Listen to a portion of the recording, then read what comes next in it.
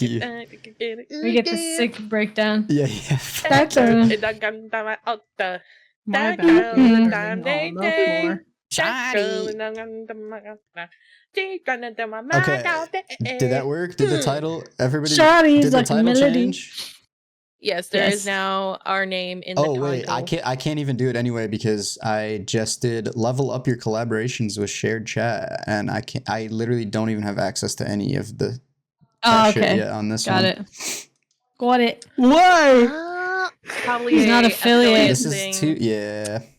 You guys got to get him to We gotta get there. get him like Thank you, by the way. We'll say 30 new Llama, followers. for banning that little turd. But Also, anyway. Not approved. gotta get us to affiliate too. Yes. Yes. We gotta Then add we the can- stream then we to wouldn't be affiliate. able to- Did the we wouldn't tag in the be able to title do- work? yes. Yes, that did work. Dope. Okay. Appreciative, sir. All right. Oh, you So gotta, let's, you gotta change that picture too. So Mhm. cute. Yeah, we do. Picture's I've so slowly cute, been making guys. it. So It is. this- It's very cute. The story that I'm gonna cover today, I was saying earlier on stream, you guys definitely Wait, Wolf. have heard of it, huh? What kind of soup are you having today? What kind of soup am I having today? Yeah. You're having peeper deeper, obviously. Deeper soup. I'm having Nomad soup. Nomad. Ah. What's that up? What's Mhm. that? Nomad soup. That's dope. I'm into it. Woo. Woo. That's What kind of soup are you having, Neon? What kind of soup is everybody having? Coca-Cola. Okay, you're Milk. having cock soup. Got it. Milk. Milk soup. Milk soup. No. Since I'm a shareholder in this episode, you cannot call this episode milk soup. Okay, we'll call fine. We'll call fine. We'll compromise. We'll call it soy soup. Soy No, soup. call it Soy boy soup. Call it Nomad noodle soup because that's a real thing. I'm into it. Okay. I'm into it. I'm into it, yeah. And it'll make sense in a minute here too. Soy Coca-Cola Nomad soup. Oh god. Soy I'm having Coca-Cola Abby didn't Smirnoff say. Visa Cash app. Smirnoff ice soup. Got it, Abby. That's pretty spicy soup right there. It is spicy. Damn. We'll call it mystery soup. Oh, I forgot Don't know what something. you're I'm getting. so sorry. I know we're like delaying you a million times, Wolf. That's what happens with the after stream soup. We come in and we delay. It's fine. I can fit Yes. I can fit a 90-minute session in 30 minutes. That's cool. Yeah, it's fine. No, it's fun. What is Nomad soup? Nomad soup. Nomad soup? Nomad Yeah, noodle Nomad noodle soup. soup? Nomad Yeah. noodle soup. Hold on, let me pull it up. Nomad noodle soup. Nomad noodle soup.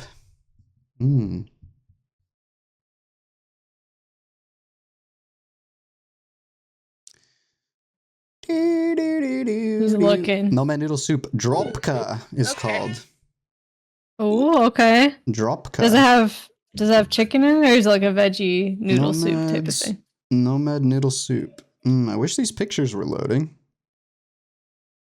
I could probably look it up too.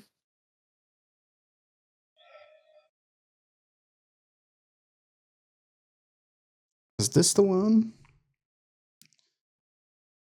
Oh yeah, okay, here we go. It's yak. It's yak and noodles. Oh, Okay. okay, dope. So I yeah. could be into it. I can vibe with that. Yeah. Do you want to know like a little bit about it, or do you just want me to get into the Yeah. story? No. Well, I mean, whatever. I want to hear about the soup. No, don't let me I'll give you the speak for spark us. notes. I'll give you the spark notes. So this is not related to Yeah, my story spark notes. literally at all, but the name of the soup is sort of Mhm. made in only one pot. A good illustration of how they use many parts of the animal. Basically, it's because vegetables can be hard to find, especially in like winter times. Yeah. They would make like pastas and stuff like that, and then they would keep like spinach. So, Mhm. it can be yak or it can be lamb. Okay. So Okay. if you were going to get it in the States, it would be like if you had a restaurant. There's a restaurant I know in New York City that has it. I don't know anywhere else, but it would be lamb. So like lamb, like short ribs.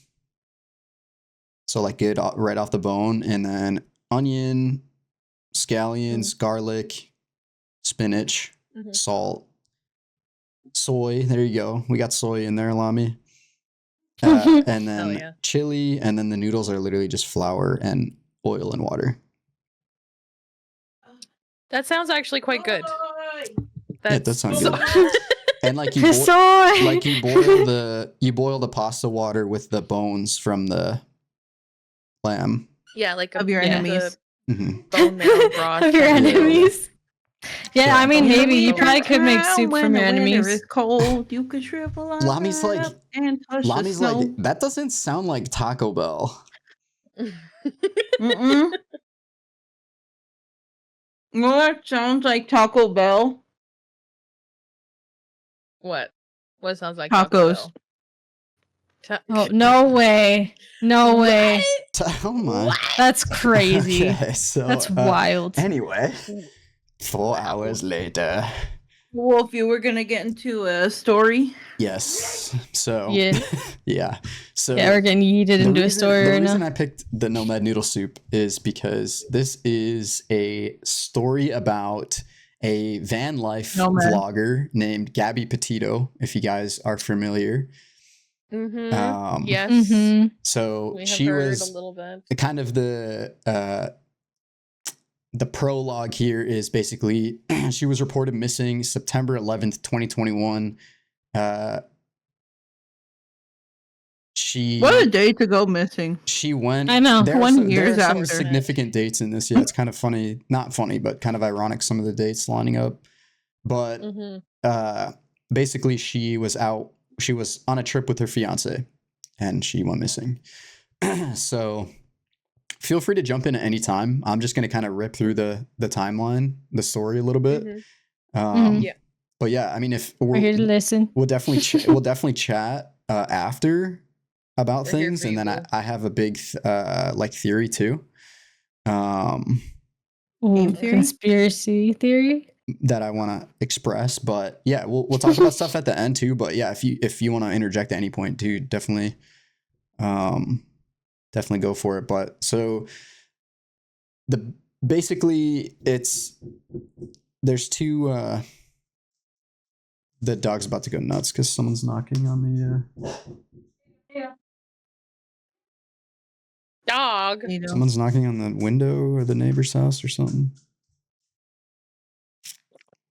Oh That's, my goodness. the ghost of Gabby. Yeah, T-shirt. she's here to vibe. She's like, I hear you're talking about me. There's You an better make exotic me look meal site, good." not that Absolutely, babe. kind, where you can apparently get beautiful. llama meat. Oh my goodness. Not bet- that guy. Is it oh my gosh, yeah. Is it Gold Belly? We all love exotic meat.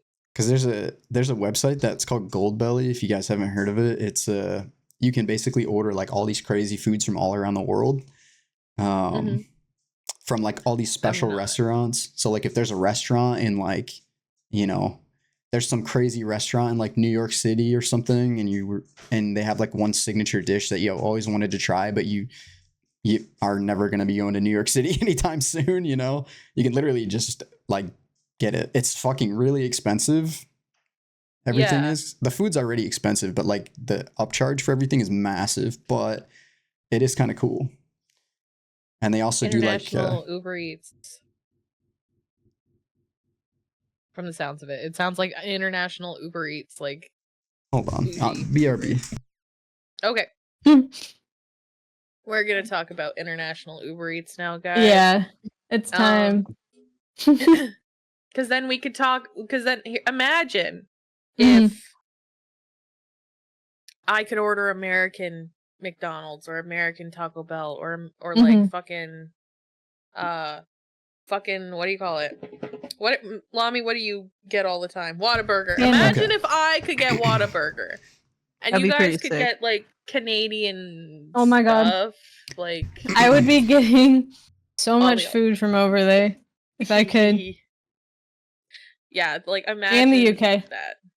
For real. Just international Uber Eats, baby. Like Hmm.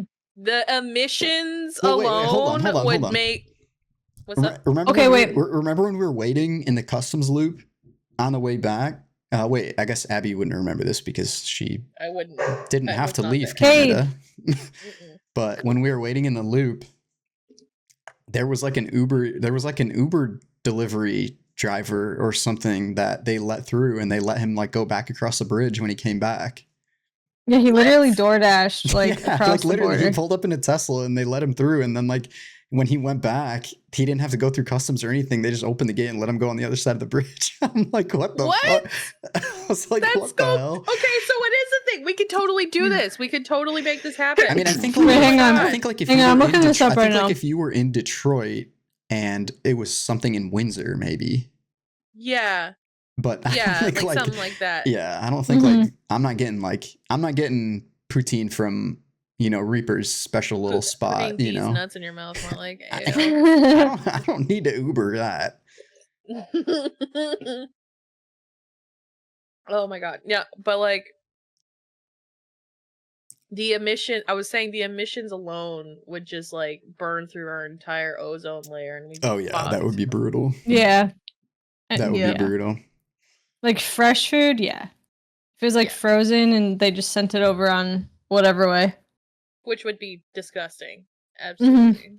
Mm-hmm. Like Yeah. I wouldn't have frozen Whataburger myself. No. No, But I wouldn't want to reheat most like fast food no. or like No, thank you. defrost and then no, I don't think that would end well. No, I would get like UK McDonald's though.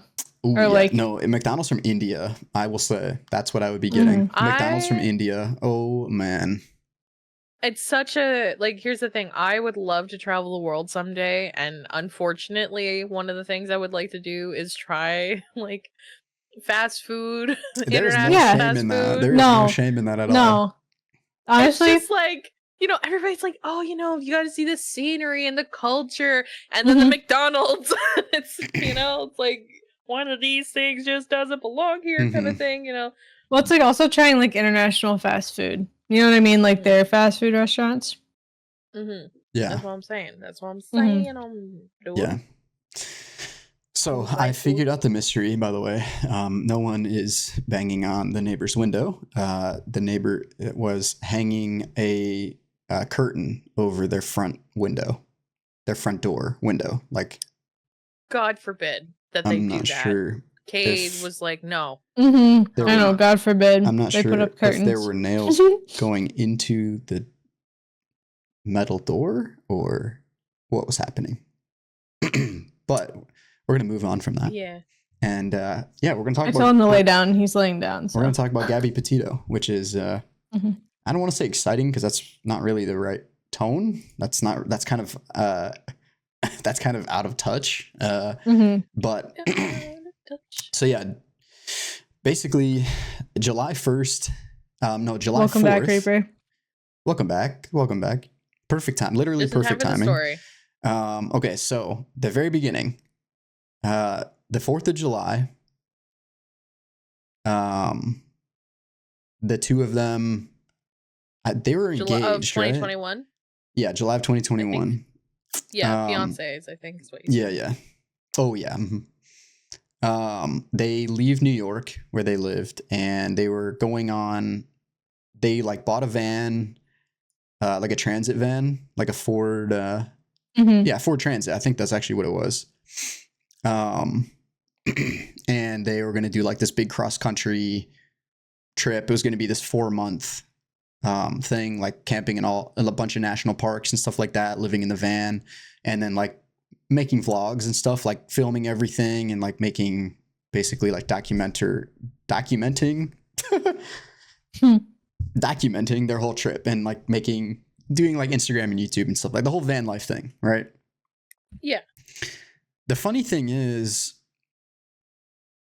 Brian, it was really Gabby's thing. Like Brian didn't even really, he kind of got annoyed by like the content creation stuff because I guess he just wanted to like be living in the moment and not like worrying about, oh, let me set the drone up real quick and fly it up and like shit like that, even though she was doing like 99% of the filming and editing and everything. I mean, it was her thing, but obviously they're a couple, so it becomes his thing by default too. And Yeah. he just went with it, you know, he was happy to go with it though, and whatever. You know, they were still doing the trip together. It wasn't like it was taking anything away from that. Mhm. So yeah, that's how it starts. So 4th of July, 2021, they zip out. And then not too long after that, August 12th, 2021, a 911 call is placed by someone reporting that they saw a confrontation between two people outside of a gas station. They called the Moab, Utah police, and they ended up pulling the van over. Real quick pause, real quick, just to kind of like, segue a bit. Not gonna be like a big thing. Why does everything always happen in Utah? No offense to Utah, but what the fuck is going on with it is Utah true. is sus. It is Utah true. is a bit sus. First, I mean- you guys have Gabby Petito, and then you have the Ruby Frankie case, and Yeah. like a long time ago, y'all had the Ted Bundy case. What's going on, Yeah. guys? Yeah. Yeah, what's going on in Utah's Utah? uncomfortable. Think about the whole area in Utah. I mean, that's like where all the aliens are always zipping around at, and like there's a lot of like desolate land out there, you know. So Yeah, Yeah. there's plenty of places to yeah. get up to stuff, I guess. I'm Mhm. sure True. there's a lot. I not to get too well, I mean, we're talking about something pretty dark, so I guess it's okay to get dark. But like, I'm sure there's a lot of victims that just have not been found. Oh yeah, in that. Yeah. it's sad to think yeah, about. yeah. But yeah, it's like in the Badlands. sad, Oh like, my gosh, yeah. imagine people just go out there and yeah, that's Well, like even like the national parks too. There's probably so many one thing I Well, I was mean, thinking think about about it, like, when so many people hidden out there. They we said were that in, Ted Bundy murdered like more than probably 100 people. So imagine how Mhm. many people that still aren't found. Imagine how many people may have been there. You know what I Mhm. mean? Yeah, Mhm. true. That's one of the things I was thinking about when we were in the Smoky Mountains in Tennessee, like looking out. It's like it looks like it's an infinite landscape. Like you're looking at the pine trees getting so tiny and then just disappearing into the distance. It's like all this is untouched. Like there's nothing in all this is pure nature. It's completely untouched. Like all the things that are happening behind like underneath all those trees, like everything that's going on there that no one is seeing, like anything could happen. It is crazy. Yeah. But Yeah. so they're in Moab, Utah, and then the police end up pulling over the van because they got the license plate during the 911 call. Basically the person that called said that they witnessed like a domestic thing happen. And like apparently like a guy was slapping his girlfriend. That's what they said on the phone. Like that's what the 911 caller said. And so they pulled them over, and then in the body cam video, when the cop walks up to the car, Gabby is in the passenger seat, and it's obvious that she's been crying for a long time. And then the police report says that Petito hit Laundry, which is Brian, that's his last name. So basically, like, what happened is nobody knows except the two of them, but obviously that's not helpful right now. Nobody knows what really happened in the car, but the person that witnessed it said that the guy was hitting the girl and she was the one crying. And basically when the cop got there,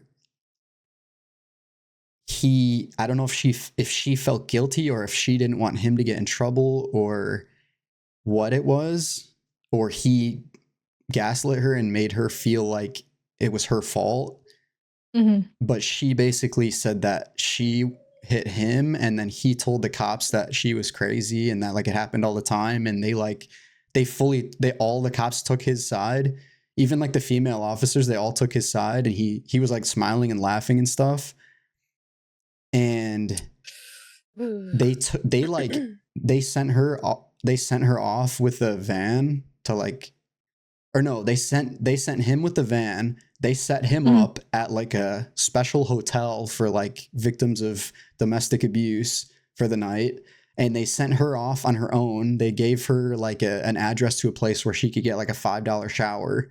And like, that's how that whole thing went down. Like, that whole thing's sus too. Like, why would you send, why would he get a hotel and she goes off and like gets like scraps basically? Like, Yeah. Well, yeah, and like, he just like basically gaslit everybody into thinking that it was her fault and that she was the one doing everything. And like, it said in the police report that she was the aggressor. And like, I mean, like, the person crying, like, they definitely could be the person that, started things, but also like, I don't know. I've seen the videos and stuff. It's hard to believe and that she does not look like, yeah. Yeah, it's hard to believe that when the witness also said that. If you just saw like an argument happening, you wouldn't say, I saw the guy hitting the girl. You wouldn't say that unless you saw it. Mm-mm. You know what I mean? Mm-hmm. So, especially when it's like a complete stranger in a completely different part of the country, they have no vested interest in any of this. Like, why would somebody make that up on the 911 call? It seems like it's pretty obvious that he was, the one doing it, but well, you can have your opinions bolstered in a minute when we get a little bit deeper into this. So that was on August 12th when that happened. They ended up getting back together pretty much instantly, literally as like the next day. And obviously linking back up, and then, they both kind of knew what happened. So they, he obviously knew that he wasn't afraid of her at all. And she was like just willing to go back with him because nothing ended up actually happening from it. And then a couple of days later on the 19th, they posted a video on YouTube called Van Life, Beginning of Our Van Life Journey. And then they're all like happy sitting in their tent in the video, like kissing on each other and laughing and stuff. And then they post every day on Instagram, and then every couple of days on YouTube. And then on August 24th, they're seen leaving a hotel in Salt Lake City. And then like it's on like a video, and like in the video, it's like the parking lot camera. Like the van pulls in and parks, and they both get out. And like when Brian gets out, he like cartoon character dramatically slams the door shut. And it's like, yeah. And like, I feel like that's throwing a temper tantrum. I don't know why the report says it was a hotel, but it was a store, like a grocery store. It was actually like a grocery store. It was Whole Foods. Yeah. And they go in, but like when they go in, he's wearing a hat and sunglasses the whole time they're shopping. And which is super weird. And then the next day, like who wears sunglasses inside? Yeah, like a hat. Like when they were walking in, when he was actually outside, he wasn't wearing that. But then when they got inside, he put that stuff on. And then literally the next day, August 25th, was the last time that Gabby posted. She posted a picture on Instagram of her like holding a little pumpkin thing that she got or that she made while they were driving or something. And then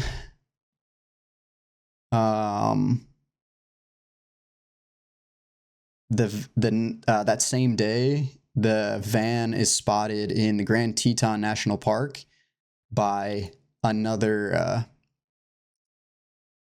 like van life content creation couple that was going into Grand Teton. They drove past it. They didn't think anything of it. They didn't even know whose van it was, but someone ended up reaching out to them after everything happened. and they ended up having it on their like dash cam footage, seeing the van, which ended up That would be so eerie. Kinda being Like huge. finding out finding out that I know. you're like right there. So 2 days after her last post, so it's been 2 days. She went from posting every single day. It's been 2 days. She hasn't posted anything. She hasn't called anybody. She hasn't texted anybody. On August 27th, according to a search warrant, her mom says that she received an odd text from Gabby's phone.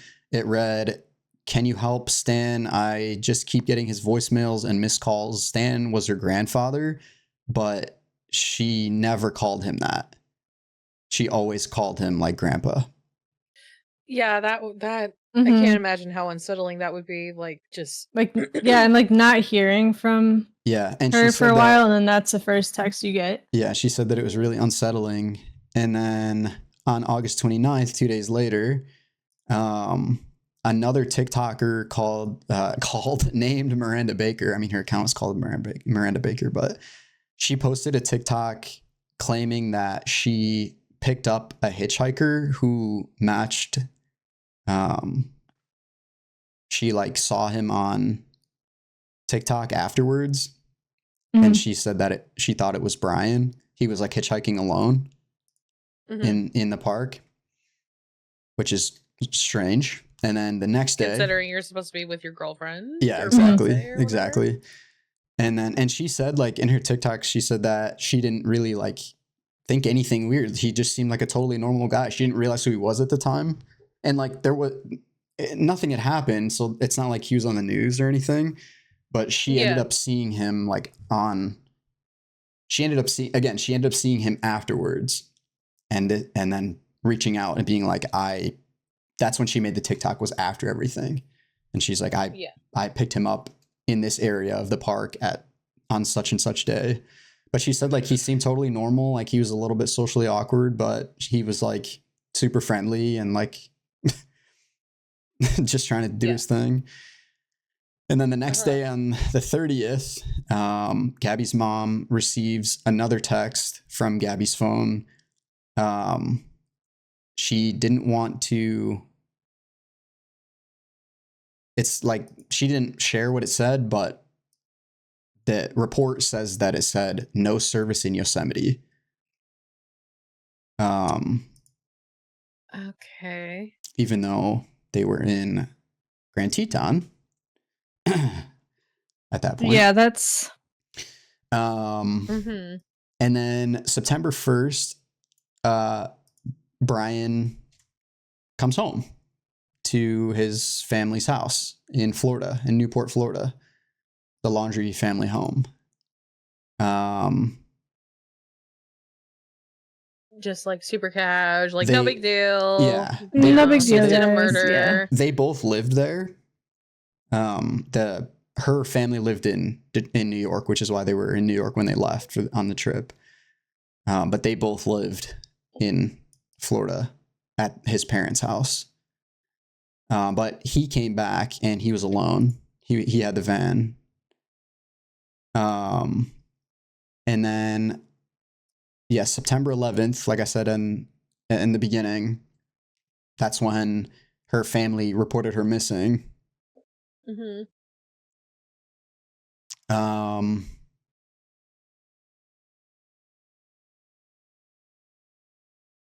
And then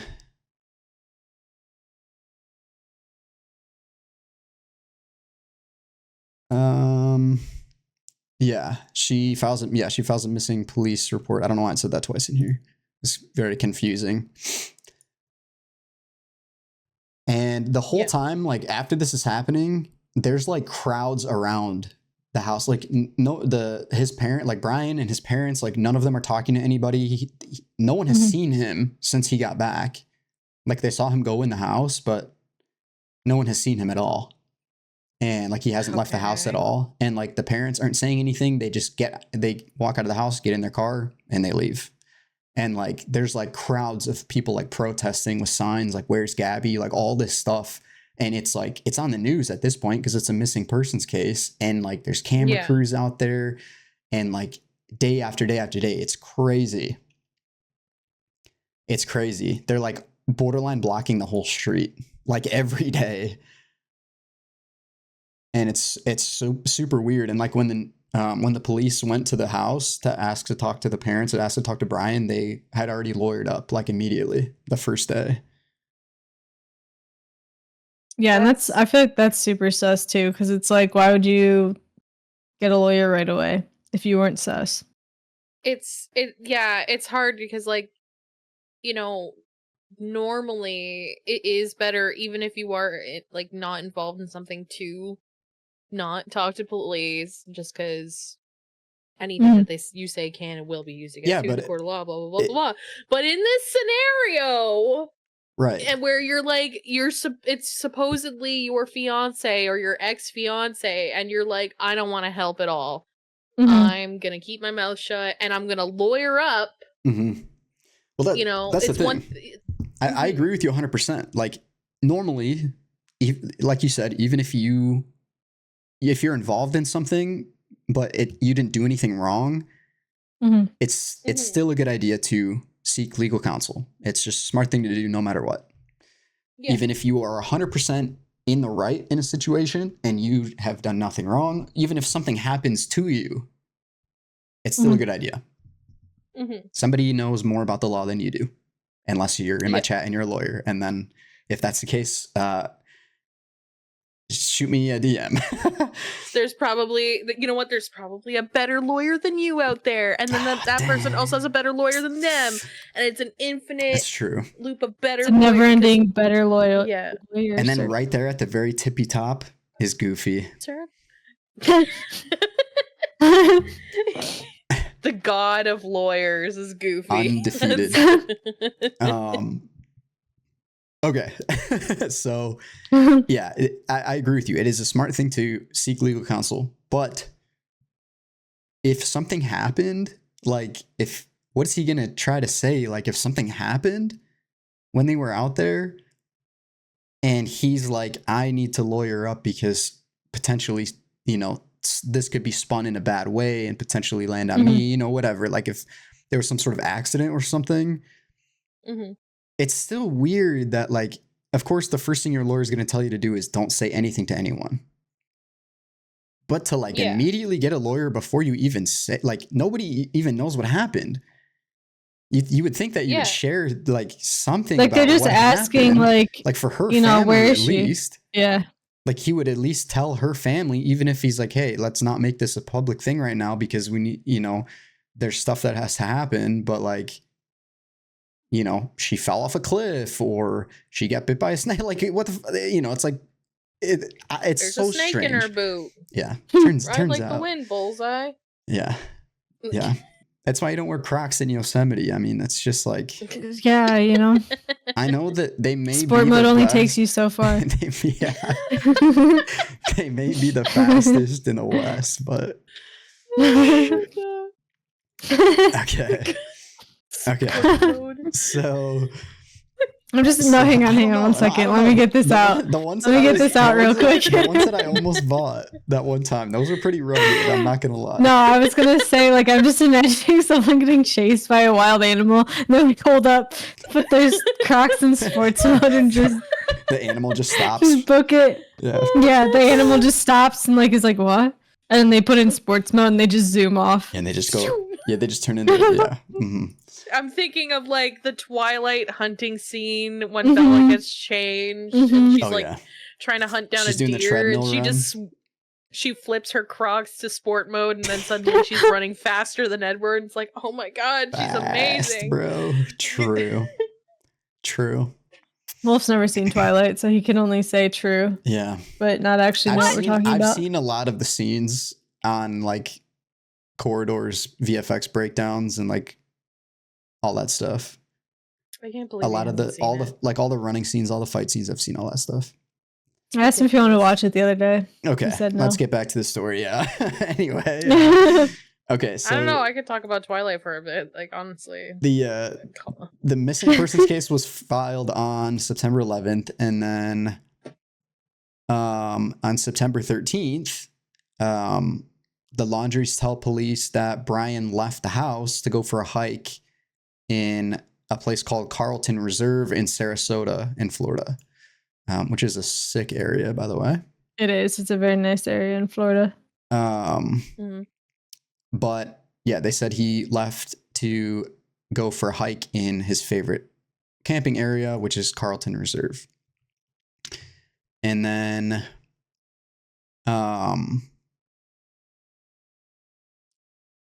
September 14th, the next day, Brian Laundrie's family issues a statement through their lawyers saying that they intend to remain in the background while the search for Gabby is underway. Petito's family issues a statement accusing the Laundries of refusing to tell them where he last saw Gabby at, which is 100% true. It's hard to say with the family how involved his family was, like if he decided to tell them or not, or like. But yeah, he totally was hiding it.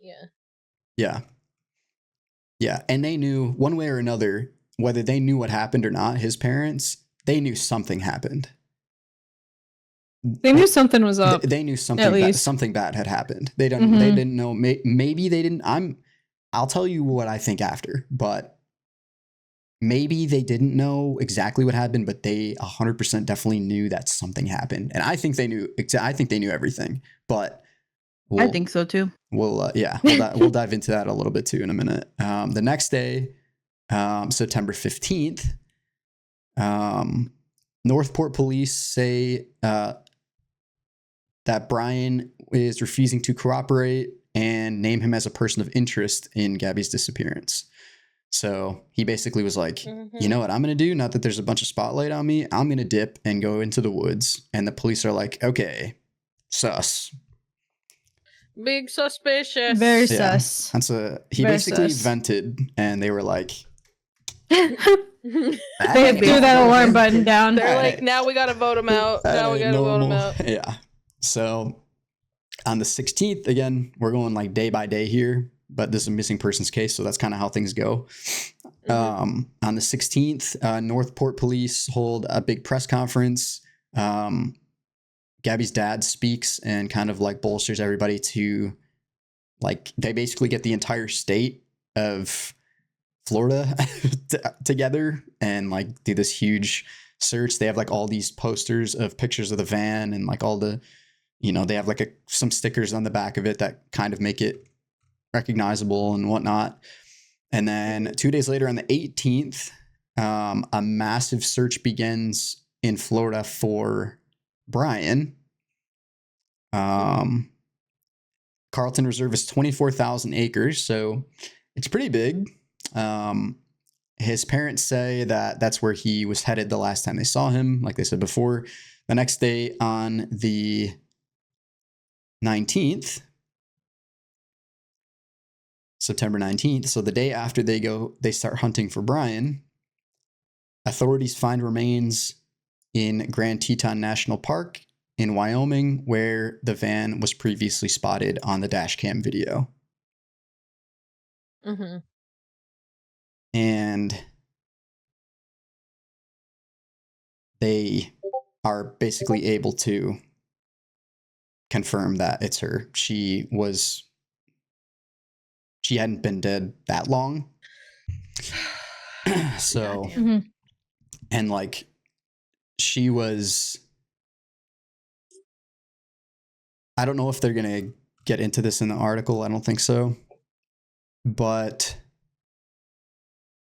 they basically like, first of all, she was completely naked.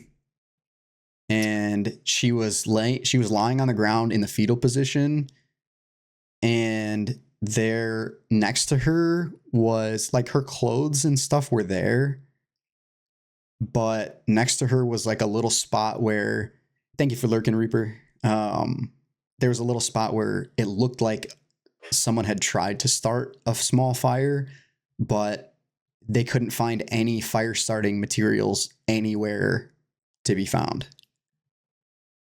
So the police immediately were like, this is a staged scene. This is a staged crime scene. Mhm. Yeah. And they ruled her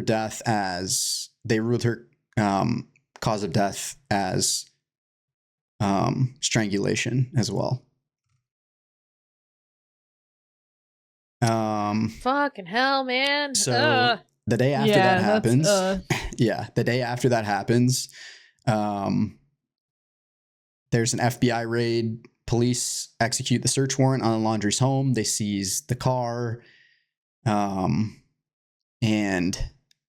they take a hard drive from Brian's computer. They say it could potentially contain like evidence that a felony has been committed. You know, they're a van life vlogging couple. Maybe there's something somewhere on the footage or photos, or you know. So they get the warrant for that too. The next day on the 21st, the identity is confirmed in a really tragic way that I won't get into. And then the FBI announced that they're taking over the criminal investigation, which is basically like the point where it's like, oh, Brian is fucked now. Mhm. Yeah, Like it's she's dead, federal. and the police think that she was murdered, and he's hiding, and now it's an FBI thing. yeah. So people are like, oh, he's cooked now. And they keep this huge search going in Carlton Reserve. 2 days later, on the 23rd, after finding nothing, the Federal Court of Wyoming issues an arrest warrant for Brian, since that's the state that the body was found in. Charged with the unauthorized use of a debit card to make unauthorized withdrawals more than $1,000 during the time Petito went missing. I'm sorry. It's just like Yeah, it's bad. it's like it's the fact that like she is missing. She's been murdered. And then they're like, we gotta hit him with this though. We gotta hit him with the unauthorized use. Like obviously they're hitting him with everything that they can legally. Yeah. But like, it's just like, he used that debit card though. That's pretty fucked up. Yeah, we gotta get him. But I mean, the nice thing is, because they decided to go after him for that, it became public record that he used her card to withdraw $1,000 after once they found the body and they estimated how long she'd been dead. It was after the point where she was already dead. Yeah. Mhm. Yeah. And then that was on the 21st. No, that was on the 23rd. And then the next day on the 24th, Blue Point, New York holds a candlelight vigil for Gabby. The next day on the 25th, the family creates a foundation, the Gabby Petito Foundation. Oops, and I'm now getting a link to Twitter, which is kind of cool, actually, if anybody wants to check it out. Basically, it's to give parents like resources and stuff like that for like missing kids. Mhm. And then a bunch of really sad stuff related to the funeral and everything like that. And basically the dad, this big speech goes viral of like the dad asking Brian to like turn himself in. That is on September 28th. And then later that day, Gabby's family and their attorney, they make this big like national news statement thanking the police and again telling Brian to like come back and turn himself in or whatever. A little bit later, on October 6th, the family, the parents, they like, because the hard drive, I shouldn't say the parents, but because the hard drive was being looked through, basically Brian had flown to visit his parents while they were on a trip, like while him and Gabby were on a trip. And then he flew home that was in August. He flew home on August 17th and then returned to Utah on August 23rd, 4 days after 4 days before she was last seen. So in Yeah. August, while they were in Utah, he flew home. He literally just left her, flew home to his parents' house, Mm-hmm. and then he that was on the 17th, and then he flew back on the 23rd to Utah. He's definitely And trying then to cover something 4 up days by later, doing that, though. 4 days later was the last time she was caught on camera at Whole Foods. And then apparently he had flown back home to Florida to get some supplies and close out a storage unit that they had to try to save some money. At least that's what the parents said. They were thinking about extending their trip, is what he said.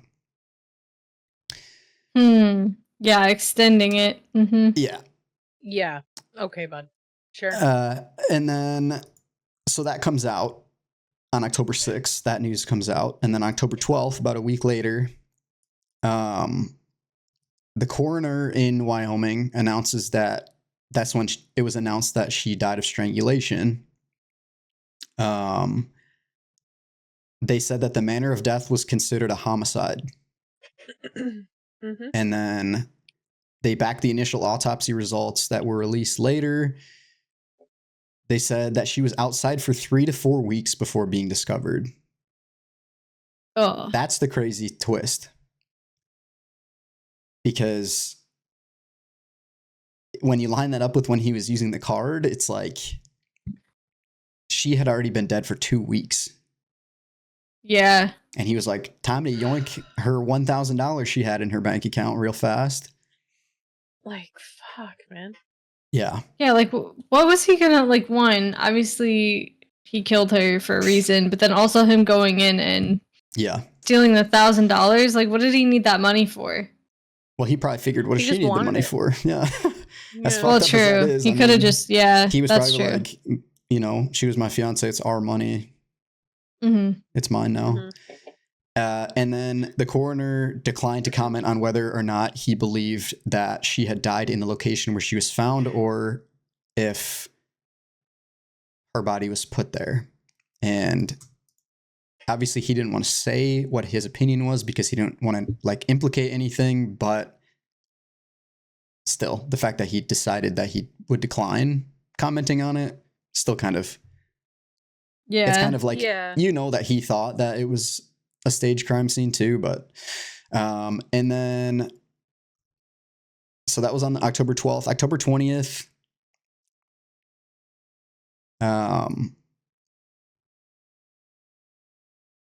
something crazy happens on October 20th. This is the biggest twist in the whole case. So while the police are hunting all over Carlton Reserve, remember 24,000 acres, there's a call that is made from the park. It's like an automatic thing based off the license plate. They get the phone number and they just call. They don't know whose car it is. They don't know anything. They're just like, there's a car that's been parked in the park for too long and somebody needs to come get it. So obviously if they'd been like, oh, this is a car from the Laundry family. Oh, they're hunting for the guy in the park right now. That's super weird. Yeah. It would have been different, but they were like, here's the license plate number. We get the phone number from the records. We call. We tell them their car is here. So the Laundry family, the parents, they go and they pick up the car. Mm-hmm. And while they're there, they just decide that they're going to start. They decide that all of a sudden, you know, they're going to try to help now. And so they are like, we're here at the park already. You know, at this point, there's already a news crew following them. They're like, we know where he would like to go when he was here. And we know where his car is parked because we came to pick it up. So they're like, we might as well look for him. They would just be allowed to pick up the car, though? Yeah, like I feel like Well, they just there had to be something the park else. the park just called them, and they were like, okay, we're gonna leave right now. And they just got in their car and they drove to the park and they picked up the car. The police were never involved. I mean, it just was. I just feel like it's happened. weird. Not like there was no time for like. yeah. It's not like law enforcement was notified about any of it happening. The park was just like, hey, random person, I don't know who you are. Your car's here. Come fucking pick it up. And they were like, okay. And they went. But once they got there, they were like, you know what? Now we're going to help. And we're going to help find him.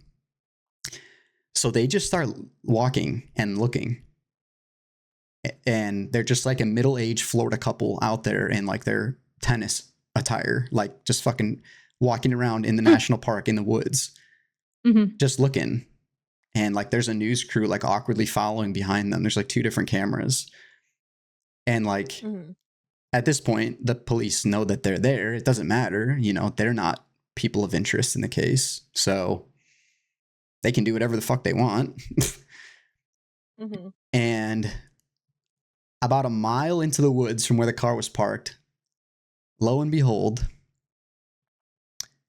the FBI confirms that they say authorities discover, but it was the parents, what appear to be human remains at a site where they were searching for Brian Laundrie. Special agent says that all of his personal items were found nearby, including his backpack, notebook, his wallet, his phone, and his keys. Everything there was enough to identify that it was him. The suspected remains were found in an area that had previously been underwater at one time in the year. And they started investigating basically to confirm, because when they found him, he was like a skeleton. He had his clothes on, but he was like a skeleton. That's crazy. Jesus. Yeah, that's fucking insane. So But, like the fact that they found him, everyone is like, this guy is fucked. Like he is going to prison. Like justice is going to be served. And then like the parents go to help find him, and they find him, and he's fucking a skeleton, literally. That's so fucking wild. Yeah, that's insane. Because like, holy shit, like. Because now it's like, what the fuck happened to him? He went missing, and and they found his body.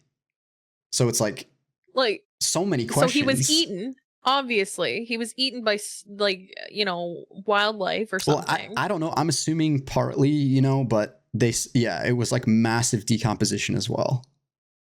Yeah, but like, you can only, you know, a body can only do so much in such a short period of time that like a lot of it had to have been just eaten by something. It was flooded too, right? Yeah, that's what you said. Yeah. The conditions, you know, and that was one of the things that was brought up in the case, actually. So it's funny that you mentioned that, and that was something that was brought up in the case, like water. Normally people associate like water with preserving. Like if a body was in the water, it would be preserved longer than if it was just out in the air, like rotting, basically. But it depends. Dependent. Yeah, a lot of times the water can be extremely destructive to the tissue. So it's like you never really know. But I mean, imagine like the body is like suspended in the water, like literally decomposing in like while floating, and then all the water eventually just slowly drains away. Like imagine what the scene looked like when they got there. Like that was not. And it was dry. It was dry ground at this point in the year. But like imagine like how crazy gnarly that would have probably looked. And like his parents found him. Holy again, fuck. we don't know, and I'll touch on that after the story too. But that was on October 20th. Next day, October 21st. The FBI confirms that the remains found the day before were Brian. No shit. All his stuff was there, but I guess technically, yeah. And they ended up using like could have been planted. Yeah, they ended up using the dental records, the good old dental records. After a weeks-long manhunt following the disappearance and death of Gabby. So That sucks Yeah. so much. Yeah. Basically, his body, it was like, it was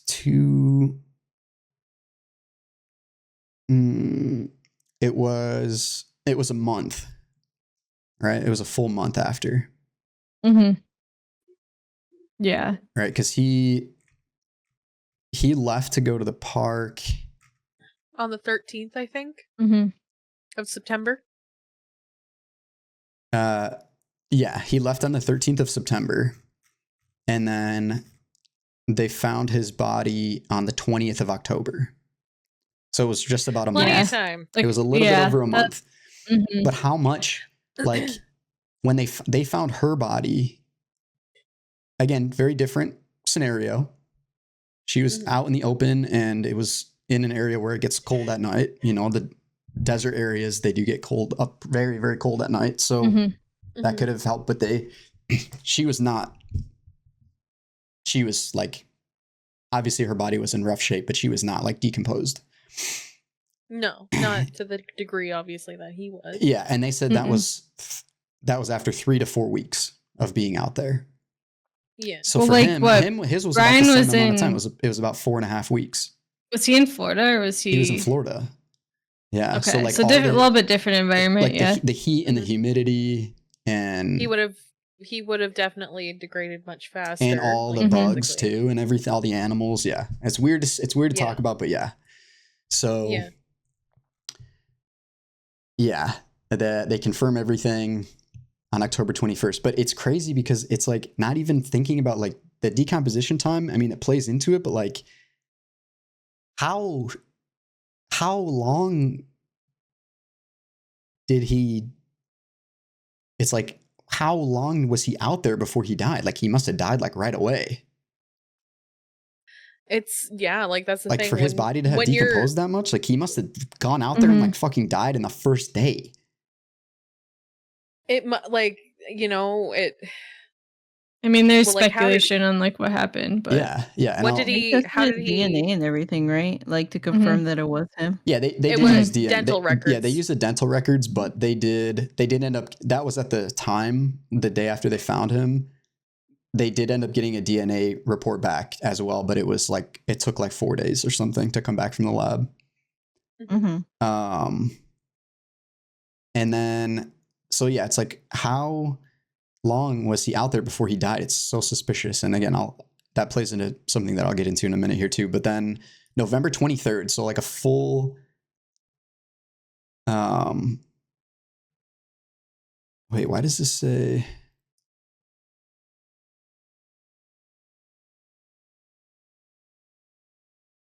Okay, this article is typed wrong. It says it was in 2020, but obviously that doesn't fucking make any sense. So November 23rd, so a full month later, after they confirmed that it was his body, his lawyer, Brian's lawyer, comes out and says that his death was caused by a self-inflicted gunshot wound to the head. Fucking pussy. I'm sorry. Oh my god. He took the Oh easy my way out. god. he did.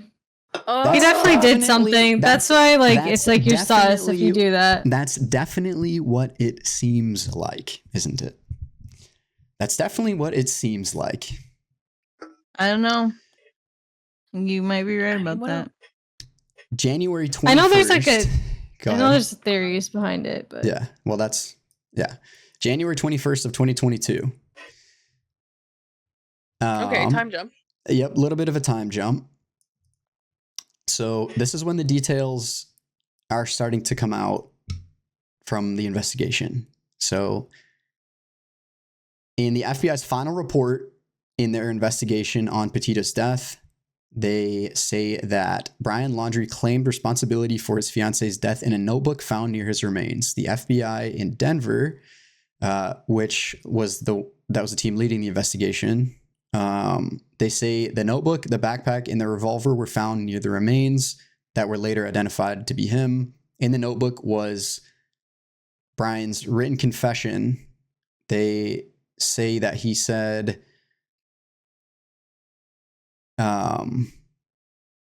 they say basically that he'd been attempting to deceive law enforcement by giving the impression that Gabby was still alive, by continuing to text between their two phones after she was dead. So he was texting from, they could tell from their cell phone records, from the locations and everything. He would send a text to her on his phone, and then he would respond to himself on her phone, and do it for like weeks.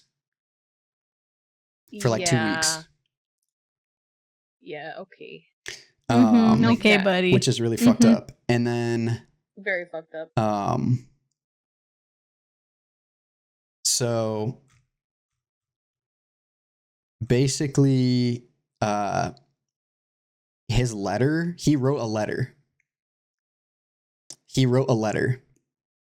And before I talk about what it was in his letter, which they already kind of said it in that part that I just read, but there's way more in it. There's another letter that was uncovered. There's another letter that was uncovered. So many fucking letters in this story. It's crazy. No, there was another letter that was uncovered around the same time. Well, it wasn't uncovered around the same time, but it was released to the public around the same time because, again, certain information from the investigation was being pushed out at this point. And it was found on the hard drive of the computer.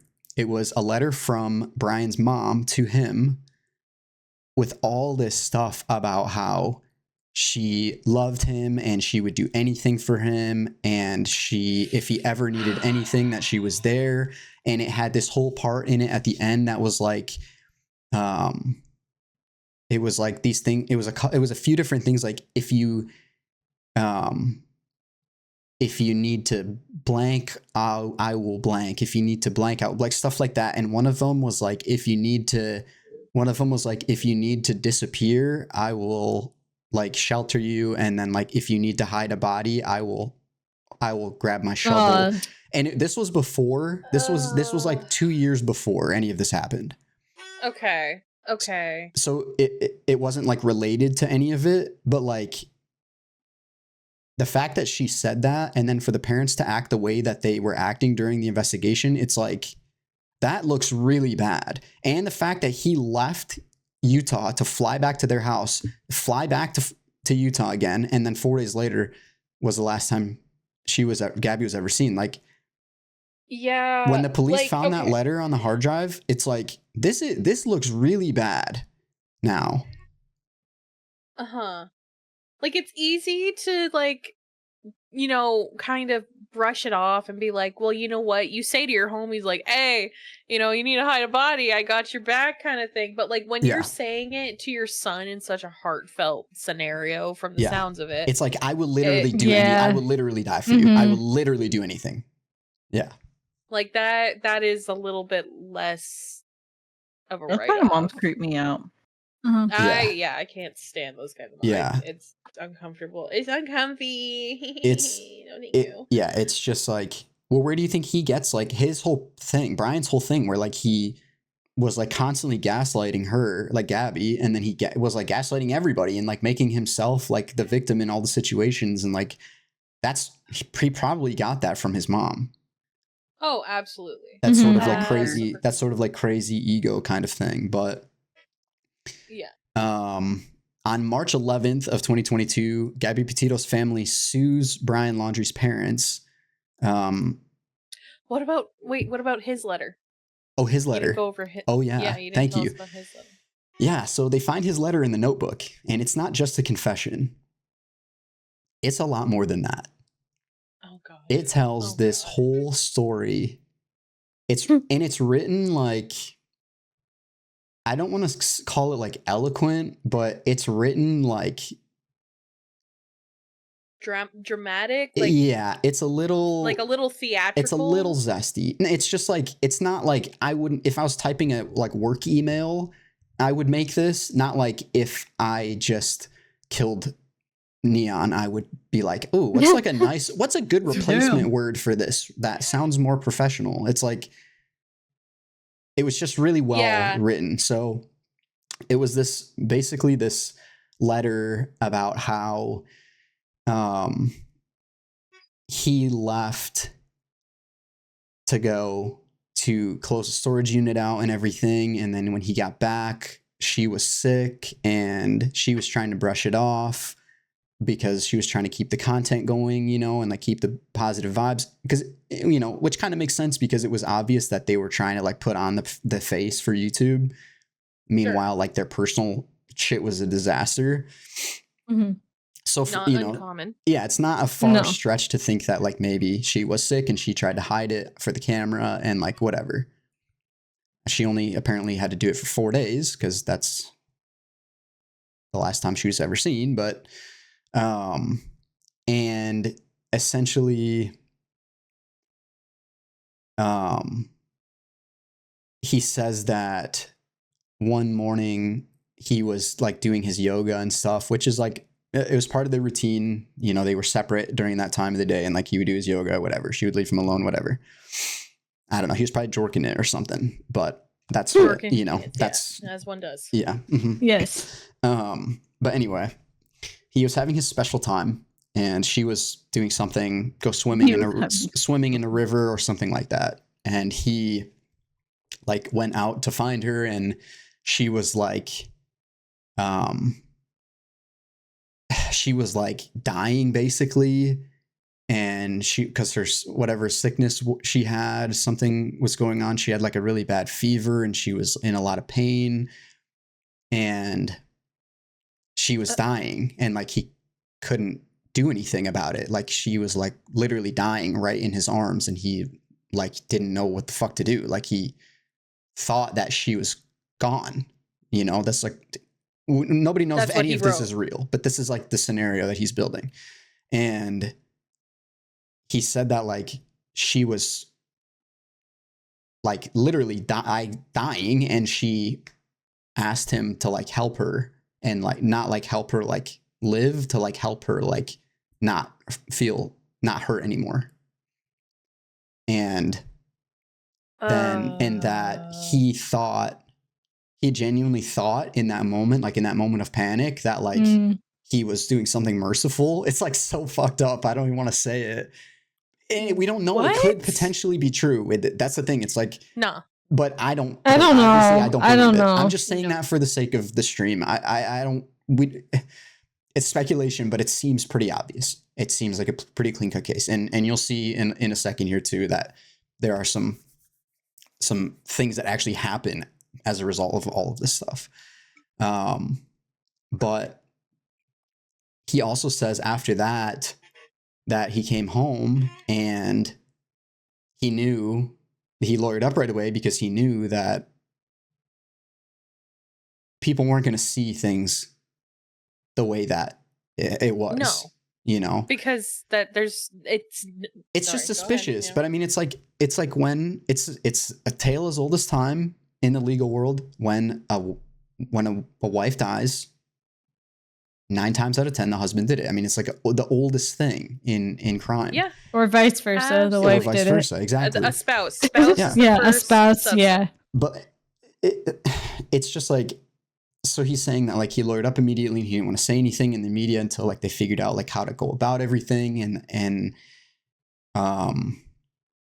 that he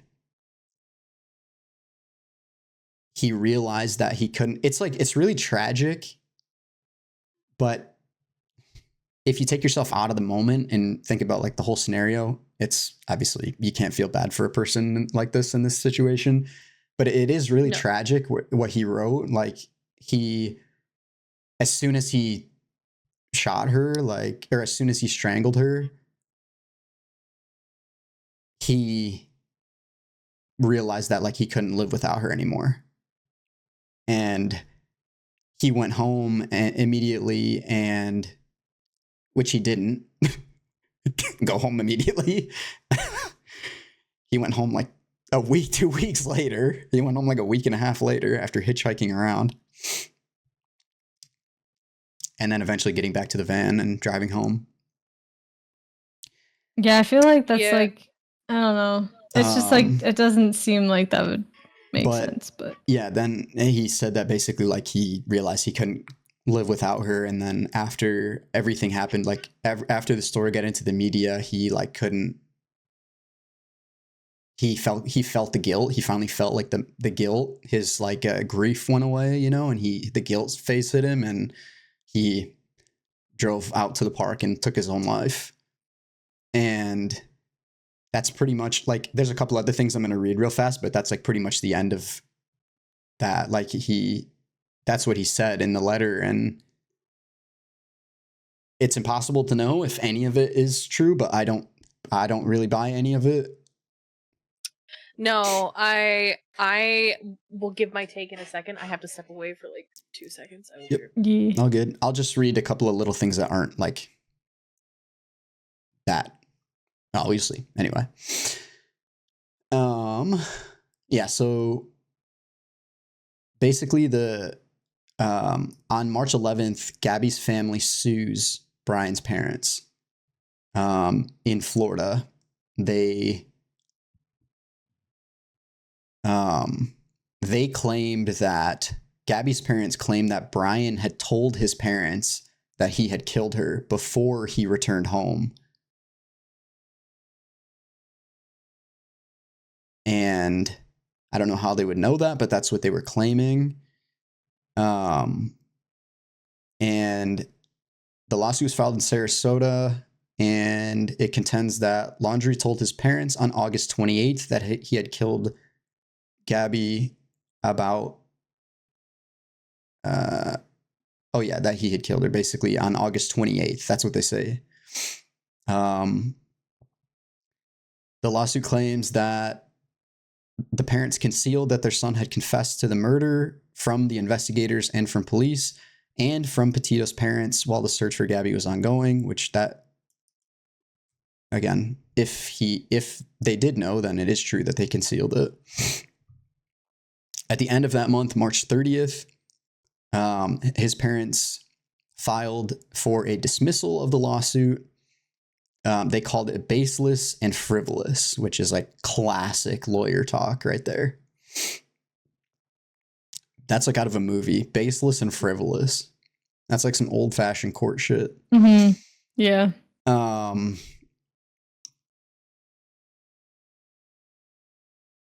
Yeah. Laundrie had been found dead in a Florida nature reserve last fall, several weeks after Gabby Petito's body was discovered in Wyoming, where the couple had been vacationing. Petito's family alleges that Laundrie told his parents that he had killed her and that they hid everything, basically.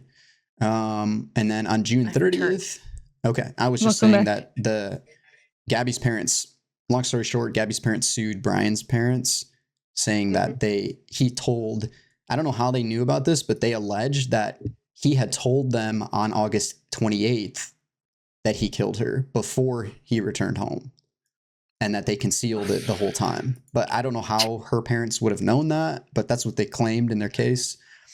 And then March 30th, his parents file a dismissal for the suit, calling it baseless and frivolous. And then June 30th of 2022, the lawsuit moves forwards, basically. The dismissal is denied. Florida judge denies the motion. The case is allowed to move on. On August 8th, Gabby's family files a $50 million wrongful death lawsuit against Utah police, filed by their attorney.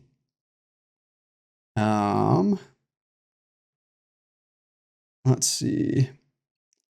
Yeah, they named 13 defendants, most of which were police officers in their lawsuit, and accused them of negligent failure in their investigation into an alleged assault between Petito and her fiance. So all the cops that were like, when they got pulled over, when the person said that he saw him hitting her at the gas station, all the cops that were involved in that, her family sued all of them. As they should. 100%. Uh-huh. Fuck those guys. Yep. Literally, the way they handled everything was terrible. Yeah, it's really bad.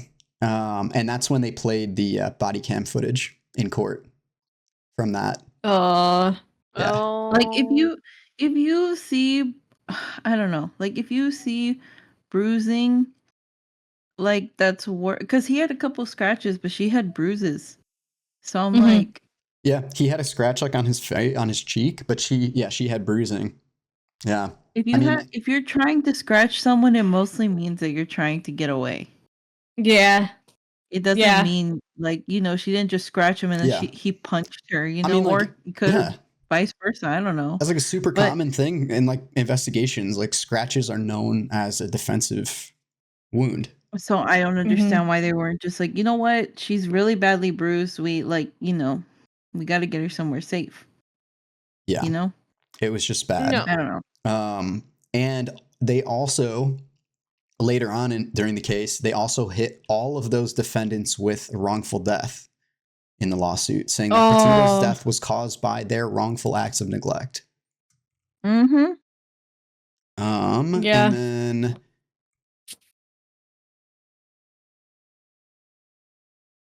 so this is a bunch of stuff that came out, or this is some this is one thing that came out during that case, during that lawsuit. Mhm. From January 12th of 2021, report indicates unintentional mistakes by Moab officers. City of Moab releases an investigation report on a review of the August 12th, 2021 Petito laundry incident with their officers. It finds the officers made quote unquote unintentional mistakes that day. Shut the fuck That up. was the accountability that the Moab police put out. Wow. Wow. Well, Incredible. They're always gonna do anything but take accountability. It's true. Mhm. Bravo.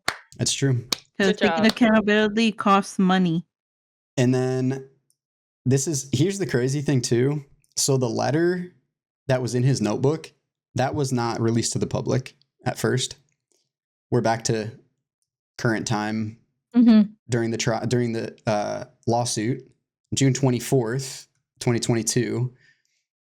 The Laundry family attorney releases images of the pages of Brian's notebook, which include the letter about what happened and everything like that. And that all goes up on the screen. That all goes up on Twitter and Instagram and TikTok and everything. Everywhere. And that's the thing. This is like 2022. I mean, Mhm. trials Oh, like I this remember. are fucking insane now. Yeah. Because I of remember social when it media. was going on. Everyone was going crazy and everybody Yeah. was like having their theories on what happened, and like Yeah. there were psychics that were like saying that they could find her body Mhm. and like Oh my it gosh. was Yeah, there was a ton Yeah, of It was no, a it wild was- time because it was all on TikTok too. Like Yeah. when they And it were was looking for her, pandemic. Yeah, like this was right. yeah. This was fresh out of the pandemic. Yeah, I mean, this is Mhm. like, yeah, this so is people crazy were time. really chronically online at that point. Like, Yeah. it was Later in that year, in 2022, November 3rd, Gabby's parents have officially filed a lawsuit against the Moab City Police Department over their daughter's death. So basically, they didn't take that apology very well. And so they I said, wonder why. yeah, your whole department is actually getting sued now. Yeah. They were like, we're going to sue everyone except the boss. And then the boss was like, yeah, we messed up, but it is what it is. And then they're like, okay, you're coming too. You're coming too. A press release says that the lawsuit was filed for the department's failures and negligence that ultimately led to the death. And again, the family was seeking $50 million in damages. And then November 17th, so about 2 weeks later, actually exactly 2 weeks later, the family was awarded $3 million in a wrongful death lawsuit. The families of Gabby Petito and Brian Laundrie reached a $3 million settlement in a wrongful death lawsuit filed after authorities concluded that he strangled her during the cross-country trip in August. A lawyer for Petito's parents said that whatever money is received will go to her foundation, and that's the end of it. So I'm guessing they didn't win their case against the police department. Yeah. It could still Um, be going. It could still Yeah. be going. It probably is actually, because if anything from like cop shows is actually realistic, once they start digging Mhm. in, they will find so many things, and they will go nuts digging through all the And the records fact of and the matter everything. is, like, Mhm. the court system is slow. It It will is. take years Mhm. for a lot of things. Yeah, and like, especially when honestly, it's what like, they did. if it's a case against the state, they will drag that Mhm. shit out forever. Yeah. Yeah. So it's probably ongoing at this point, and we won't hear an update for another few years, if at all. Yeah. So the one thing I am curious about, this is going to be,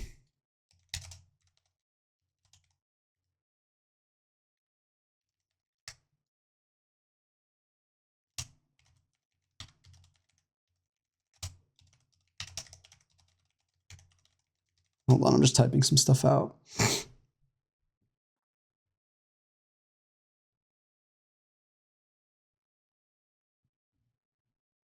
Okay. So here's the thing. Just to kind of connect the dots, if anybody's lost either in Discord or in chat,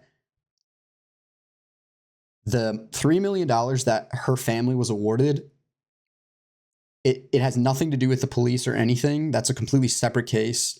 This was specifically the lawsuit against Brian's parents for concealing evidence. So they actually reached a settlement, and his parents actually paid out $3 million in the settlement. Gee, oh my. And if that is not an admission of guilt, then I do not know what is. Yep. Legally, it's not. Legally, Legally, it's it's not not. an No. admission Legally, of it's guilt. not. Usually you'd And maybe fight they that, just you felt know? bad. And maybe they just felt bad because maybe they were dealing with the loss of their kid, and they were like, this is really fucked up, and we should give them money because we have more than they do, and it's a nice thing to do. And it's just again, when you look at everything else, the whole grand scheme, it's like an action that can be neutral becomes extremely not neutral when you stack everything up here. But I mean, this goes straight into my theory, and this, I don't know, I don't care. I don't care if I talk about it. I mean, it is what it is. The case is over, you know. Uh-huh. But and I don't know if this is crazy or not, but like, I think that the parents knew, and that I think that he told them, and I think what happened is when he came home, that random trip home from Utah to back to Florida, when he was clearing out the storage unit, I think he was taking some time to prepare some things for what he was going to, I think he decided what he was going to do already. And I think he was taking some time to like get some things in order. Mm-hmm. And then he flies back 4 days later, you know, he goes through with it. Mm-hmm. And then he tells his parents, right, on the 28th. He calls them, he tells them what happened. Yeah. And they tell him not to come home right away because it will look suspicious if he comes home like the day after the last time she was seen on a security camera, and then she goes missing. So they tell him, you know, stay and act natural, you know, act like she's still there, you know, text on the phone. And I think the parents probably were like, we need to kind of mastermind a situation here so that this doesn't bring like our whole family down, kind of thing. Mm-hmm. And they kind of helped him, whether they helped him like with the like, oh, text on her phone and stuff like that, I don't know. But that's not like critically important to my theory. But basically, they told him to wait and everything. And that's why he was like hitchhiking and like around the area where the van was in the parks, because he was like, there was another lady too. After the story came out, she ended up coming out and saying that she had picked him up hitchhiking too, and that she drove him all the way back to the campsite where the van was, but he made her stop. He told her that like he was walking back to the campsite where his fiance was waiting for him. And he had her stop like 100 yards away from the van. And she was like, oh, I just assumed that like he didn't want his wife to see him getting driven back by like a middle-aged woman and like feel some type of way about it or whatever. So she's like, I didn't ask anything, you know, I just let him out. And so it's like, there were things that were happening like a week, almost 2 weeks after she was dead, that he was like still pretending. He was like trying to build like an alibi that she was still alive during that time. And I think that they probably helped him like come up with all that stuff, but also he comes home by himself with the van. The van, by the way, is only registered in her name, not his at all, is sitting in their driveway. And I think the parents, they knew like there's no way that he gets out of this. And I think they honestly, I think they drove him out to the park, and I think they fucking shot him, and I think they left him there. And that's his parents killed him? That's how they found him so easily. Think that? They found him in like 2 hours, and they walked a mile in the woods. So how far? Like, it takes a minute to walk in the woods in the fucking forest in Florida. Yeah. So it's like the Everglades and stuff. Them going a mile in that amount of time while they're looking, searching, that's pretty fast, I think. And like the fact that they wouldn't say anything about what happened, like they never did. They never said anything. All the information that came out that from their side of it was released by their lawyer after the case was ended. Yeah. And he probably gave information out because he was like, this is kind of fucked up, and I think people should know this stuff. I think that they wrote his note in the notebook. Most guys have very similar handwriting to their dad. Dad probably wrote the note, or they had him write it, and they were like, hey, this is going to be a good like thing for you. But then maybe they added to it or whatever. I think the dad wrote the note. Whatever you want to say about the note, I think the dad wrote the letter. Okay. Yeah, I think the parents knew that there was no way that Brian was going to get out of it, and that it was going to be a massive scar on their family, and that it was going to potentially implicate them, since they did know. They knew like when he killed her, and so they were like, we're just going to take care of this problem. And if like, I will say, if they were like, if they had it in them to like tell him how to like pretend like he didn't kill her, they could probably have it in them to also kill him. I don't know. It's just like kill their own son kind of thing. Yeah, like I see where you're coming from, because they found him so early, but like you can't prey on the morality, because they are literally looking at their future in-laws and saying, your daughter is missing and our son knows everything, but we're not going to tell you anything. It's not necessarily morality I'm referring to. It's more just like that bond, that familial bond. Like it's your son. If you're willing to coach your son to get away with murder.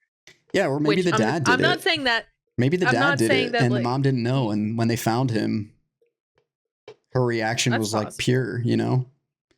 Like, it's not like, you know, you're coaching your son through getting away with murder, and then you just decide, you know what, let's kill him anyway. Let's kill him so it doesn't come back on us. It's like, why would you even bother? Yeah, but it's like your first reaction is going to be like, first things first, let's hide this whole thing. Let's shadow over everything right now. Let's just completely make this all disappear really fast, and then we'll figure it out.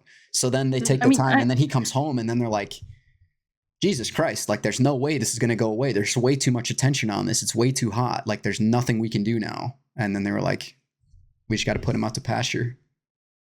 I don't think it's like a too far-fetched idea, because looking back on certain, like familial bonds are definitely really, like, you know, they're an important factor.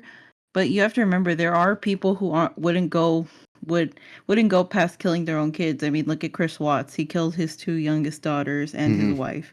Yeah, there's all kinds of shit like that. Like, I know that's true, but I'm just like, just to hide the fact that he had a mistress. So to some people who are narcissists, it could be about image, where they would do anything they can to protect their image. You know? Yeah. And something else to just kind of further. Yeah, something else to just kind of sprinkle in here too. I don't know if this changes anything or not, but like Brian had a sister as well, and who was like around the same age, and the parent, she like went on the news because they were being like, she and her husband were like being bombarded by the media constantly, and so she just went on and she was like, we don't know anything. Like, I don't know anything. My husband and I don't know anything. Like, our parents have completely shut us out. They will not talk to us anymore. No texts, no calls, nothing. Like, we went to their house, they wouldn't let us in. And that was the daughter. So, like, I mean, I get, it's just like, imagine what your world would be like if you find out that your son is probably, if not guaranteed, to be a murderer. Like, either they found out because he told them, which I think is not that far-fetched. Yeah. It's this not. Is such a crazy thing to be. I'm like picturing this scenario in my head. Okay. But I just have like, no doubt that they how told would that you? I think they knew what happened. They knew. I feel Even like if they didn't tell them, they probably knew. Yeah. I feel like it's more likely that they knew and less likely that he necessarily told them, just because, like, realistically, your kid comes to you saying, hey, I murdered my fiance. Help me. What are you gonna do? Like, are you really going to help your child in that way by, like, coaching them to get murdered? Or are you gonna be coaching them to get away with murder? Sorry, not. Or are you going to help them by being like, you gotta turn yourself in and hope for the best case scenario? Yeah. You know what I mean? Because, like, and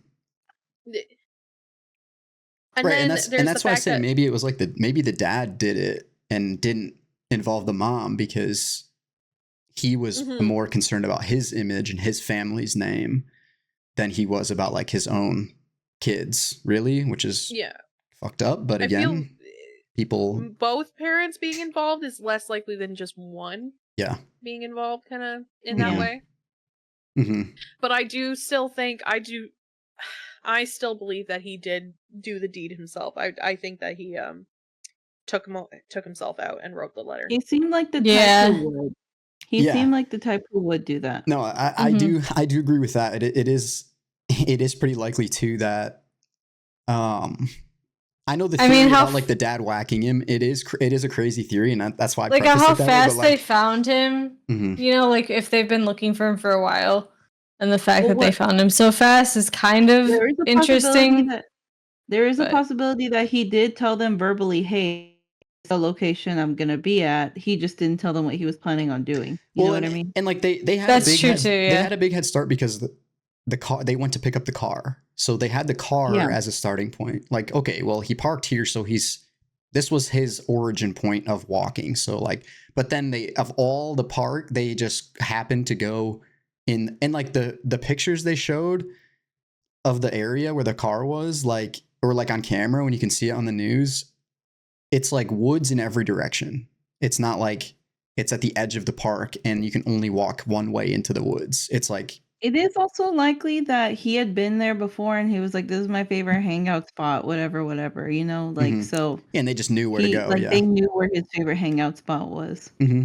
Yeah, definitely. Yeah, I mean, you did say that they like knew where he liked to hang out when he went out to those areas. So like they do kind of have a head start anyways, because.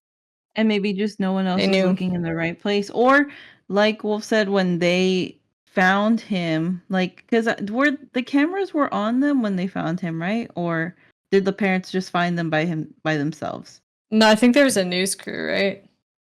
So obviously they didn't show that part on in the broadcast. I don't know if the news crew had stayed with them the whole time or not.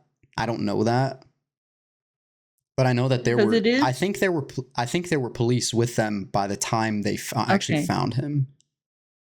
Okay. Okay, I Yeah, 'cause think. I I was have gonna say, like, if no one was with them, But they they were could just have, like, following him. known where the body was and been, like, taking it out Yeah, and been like, "Hey, like, we found him." yeah, it'd be easy for them to be like just looking around, like, oh, where is it? Oh, maybe it's under this log right here. Oh, it'd be easy to pretend that you don't know where something is. But I know it's kind of a It's crazy crazy theory to also think how that they dramatic killed it him. would be, But like, "Oh my god, my son," you know? yeah, well, Kinda thing. that's why I say, like, if the dad did it and the mom didn't know, her reaction would have been like totally real. Mhm. There is also a possibility the mom just did it by herself. She could have done it. That's the craziest theory of all. Because I mean, like, think about how crazily obsessed she was with her son, you know? True. Yeah. But is she in love with more in love with her son than her image, Well, or is she more in love with maybe she him was trying to than her protect son? him. Maybe actually that's kind of how movies go, isn't it? Like the parent does it because they're trying to protect their kid from, like, I don't want my kid to be exposed to the crazy life altering repercussions of this action. I don't want them to be Yeah, look like at to The go to Walking prison Dead. for life, and I don't want Carol them told to. the little girl to look at the flowers. Yeah, exactly. Yeah. It's like I don't want my kid to go through life in prison, so I'm just going to take him out to his favorite spot for a little toke, and then I'm going to blast his brains out. Yeah.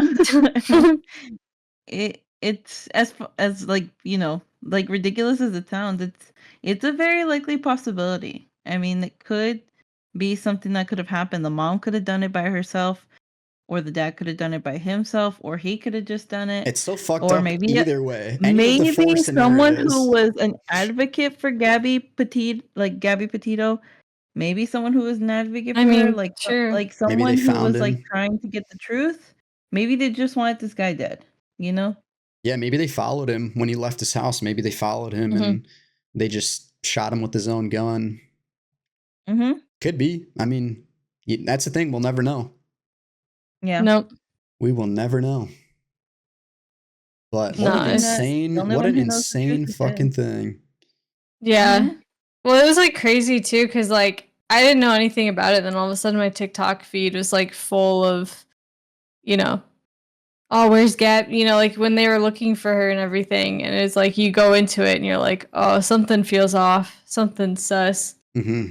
And then like, obviously as everything came out, That's it's like just like, oh, that's like the most heartbreaking thing about it is because of how big it was in the media and because of how big social media and everything is. Like when the investigators were finding things, they were like, we don't have time to try to figure out a good way of delivering this information to the families.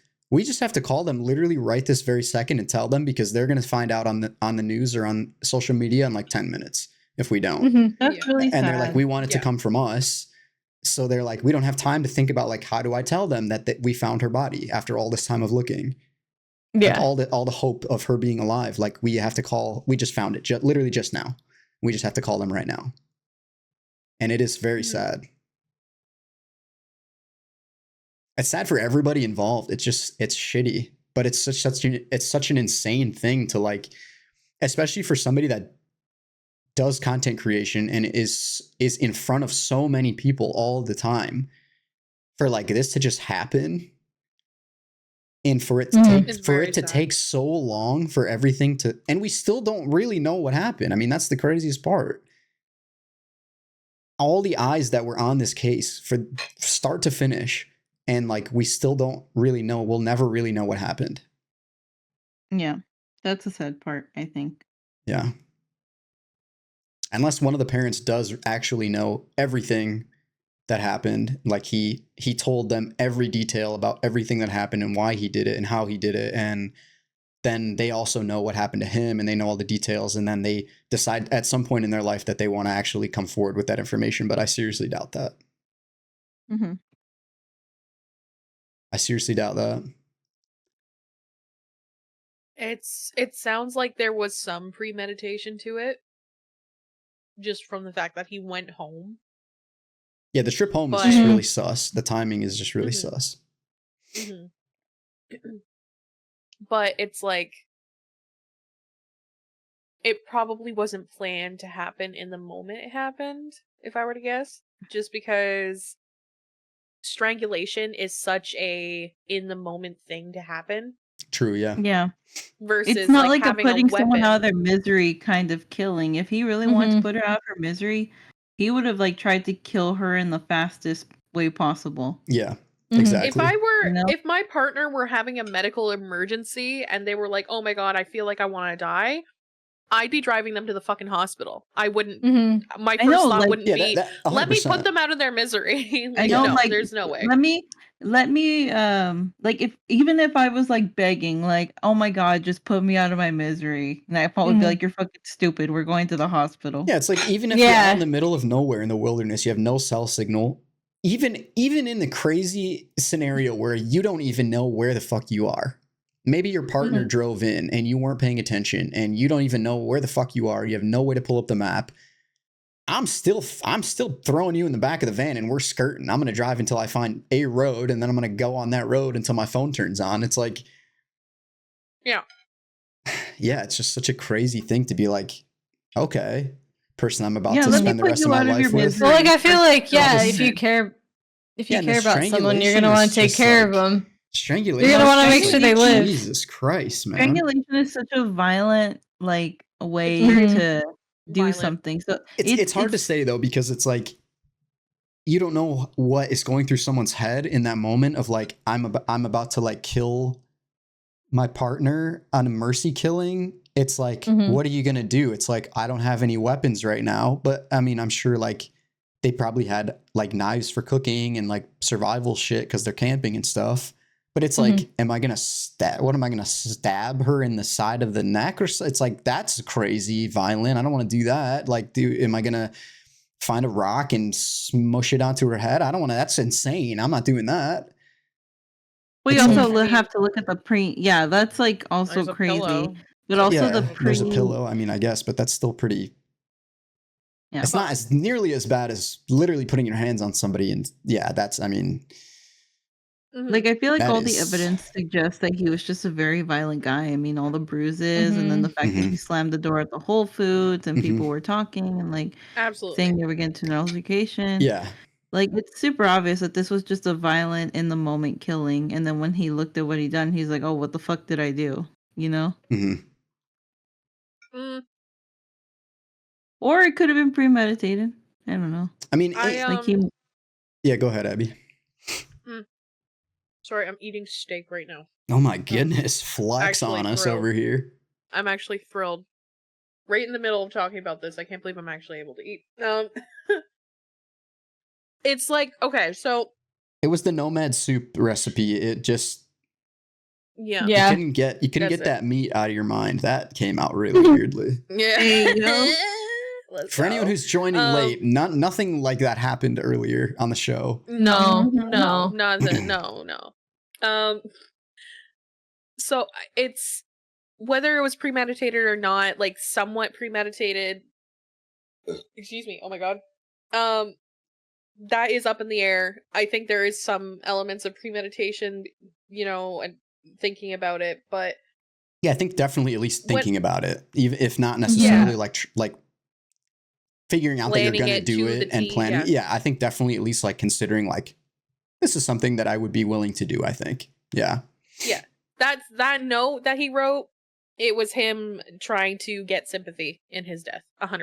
I think so, There's too. no Mhm. if he wrote it, which it's likely he wrote it, but there are theories that he didn't write it. Whatever. So, like, assuming he wrote it, it's not. There's no mercy killing about it. Absolutely not. Yeah. No. Well, and It was there's also a chance 100%. that like maybe one of the parents didn't write it, but maybe like they coached him again. Like maybe they told him to write that letter, Mhm, and because they were like, this is gonna save like our family's name. Like if you're gonna go to the park and shoot yourself, like you might as well mhm. cover our asses instead of everyone thinking that we raised a sociopath, that you thought that you were doing a good they did. thing and then you realized that you did a bad thing because you're a normal person and then you killed yourself because that's what normal people do. Like the whole thing is so whack, but like because of everything that's already happened in the story, I could still believe that the parents would tell him to write a letter like that to try to save their own face. Mm-hmm. It's interesting when a criminal is caught and cornered, a murderer especially, like they will do anything they can to distance themselves from guilt. I think that's true Even too. it's 100% staring them in the face. Like it was like, you have been caught, the finger is pointed at you, they have everything they need to convict you, which he Mhm. knew at that point they did. He was like, it was only, he knew that it was only a matter of time. Mhm. Mhm. They will do anything to find any slice of sympathy, and even if they're like totally fuckered. And Yeah, so well, it's like even if you him just know, it's like the walls are closing in. It's like that scenario. It's like even if you know that what you did is like really fucked up, and that you don't want to, and you know that you're about to die. Mhm. It's like you don't want to die thinking that you're a piece of shit. Like you don't want that to be like, you Mhm. know what, I'm gonna kill myself now, and I'm trash. You don't want that. Yeah. It's like, I mean, I'm not a No. sociopath, so I don't know what you want in that moment. But like, I don't think I think you'd probably want to be like, no, I was a good person. I'm gonna go to heaven. Click. I'm a good person. I want everybody to think I'm a good person. Mhm. I don't like it's a weird. Well, the craziest thing is like, there's a possibility that he genuinely believed every word that he put in there, and that maybe is the Yeah. wackest idea yet. That's true. And like there is a slight possibility of him like just wholeheartedly believing what he wrote, and He just didn't get it. He just didn't fucking. pretty much nobody thinks that, but Yeah. there is technically a slight possibility. Technically speaking, like, But that doesn't. I mean, even if that was true, that doesn't remove any guilt from him. That just means that he's like Absolutely really. not. That would mean that he's just super Yeah. fucked up in the head. But that still doesn't take away the guilt from anything that what he did.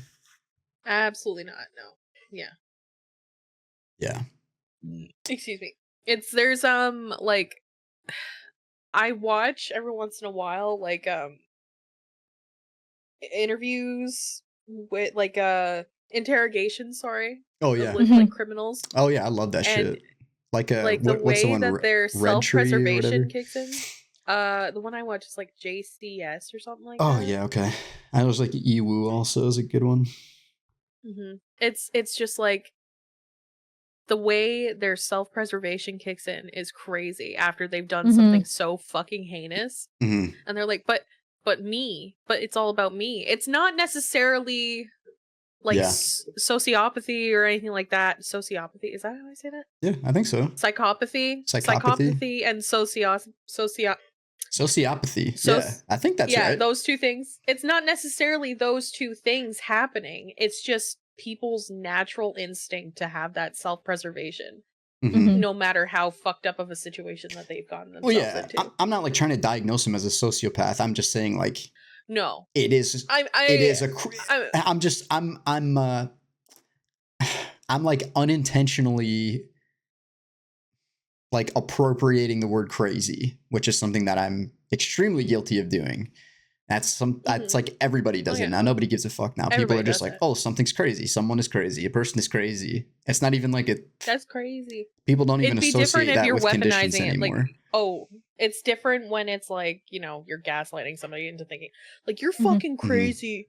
You're crazy, bitch. Like, no. Yeah. No. But that's not what we're talking about here. We're talking about this is wild. This is unbelievable. Yeah, and Like, and Yeah. I'm not saying that like I think he's a crazy person. I think he's a sociopath. I think he's like a total nut job. You know, I'm not saying that, but I mean, if you look at what he did and you look at what he did after he did it, it's kind of hard to believe that he doesn't have something wrong with him psychologically. I mean, he obviously has something wrong with him psychologically. he killed her. I think there's something called remorse that he's a little light on. Yeah. Yeah.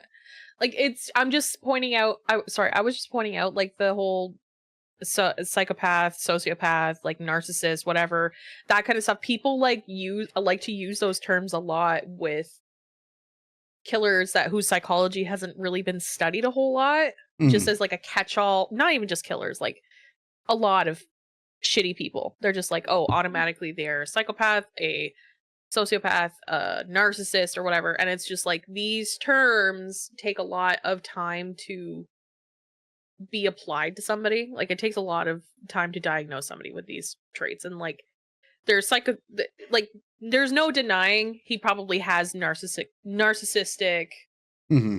traits of some sort. I mean, considering his career path, let alone, like whatever, like Yeah. influencers. Not that we would know anything about being content creators or anything like that, but like I'm just saying, but like Trying anyway. the we're doing it. psychology of killers is really interesting and important to learn from. But I just wanted to point out, every killer has something psychologically wrong with them, because a normal person wouldn't do that. Yeah. Yeah. A person who is of sound mind would not kill somebody. I agree. But I think that's what it comes down to. Yeah, but there's a definite 100% difference between somebody who is not of sound mind and killed somebody and somebody who is straight up a psychopath or sociopath or whatever you want to call it. Like they are distinct entities for a reason. Yeah. And you can look up like actual psychopaths and how they handle the situations that they're in versus other, I hate to say it like this, run of the mill murderers. Normal crazy people. Yeah, like yeah. So it's just like it's easy to lump people into convenient little boxes. Yeah. Which we should not be doing. That's sure. all I wanted to point out. Mm-hmm. Yeah, no, that's a good point to bring up, because that was one of the big things that was going on when this was happening. This case was happening. Everybody was like, oh. Everyone's with like, so much publicity. This guy's crazy. This guy's a nut job. He's a sociopath, and he's a psychotic. He's a narcissist. Yeah, all this stuff. And it was like, whoa. Like, we don't know anything about this guy. What the fuck? Is he disgusting? Absolutely. Yeah. Does that mean we should be applying certain terms to him that may not be an accurate reflection? Yeah. No, because maybe he just caught a foul ball to the disservice. head when he was a kid, Yeah, we don't fucking have any idea. Dunk. Maybe he just played too much Call of Duty, That's what happens.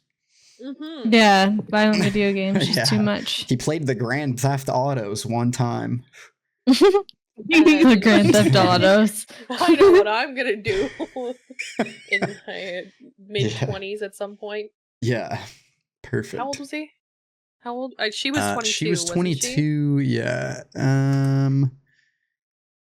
He was. You think it would be somewhere in here? 22. He was also. Wait, nope. I'm a liar. I was gonna say, I thought he was like 24 or something, but I don't remember. I seem to remember him being a little bit older than her, but I don't. That might not be true. Yeah, if you go on, I think CBS has an article about it, and they have the video. They have the dash cam video.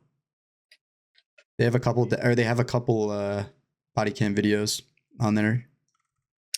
According to the AI overview, he was 23. Okay, got you. That sounds right. Brian Laundrie, famousbirthdays.com. Famous? Oh no. Oh wow. Oh no. His letter. Letter. Criminal. Birthday November 18th, 1997. Oh, criminal. He's like, instead of like, like how that's like YouTuber, influencer, he's criminal. He's tagged criminal. But he's still a famous criminal. Wow, congratulations. God damn it.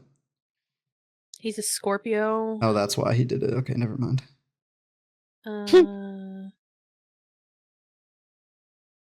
His anus was in retrograde. Popularity.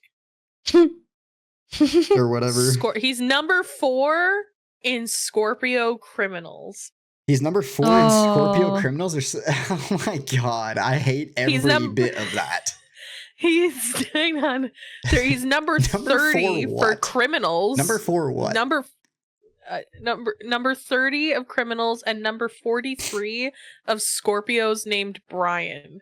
Out of what though? 43 of what? Like, what's the rating? What are we rating here? So the way no, like as in like just how like hits, like how many searches and stuff like that. Popularity is what they call it. What was his high ranking one?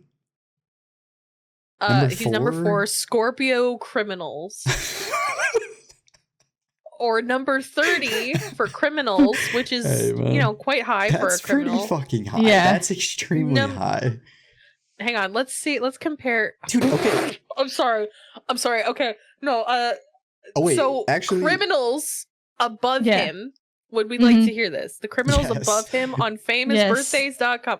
First of all, number 1 is Ruby Frank. Okay. Oh yeah. Matriarch of unexpected. the YouTube famous family seen on the channel 8 Passengers, which is amassed over 2.2 million in August 2020. She was Criminal arrested and charged content with creator. aggravated child abuse. Oh, her. Yeah, Mhm. criminal content. Yeah. creator. Yeah. Okay. Yeah. The one who duct taped her kids.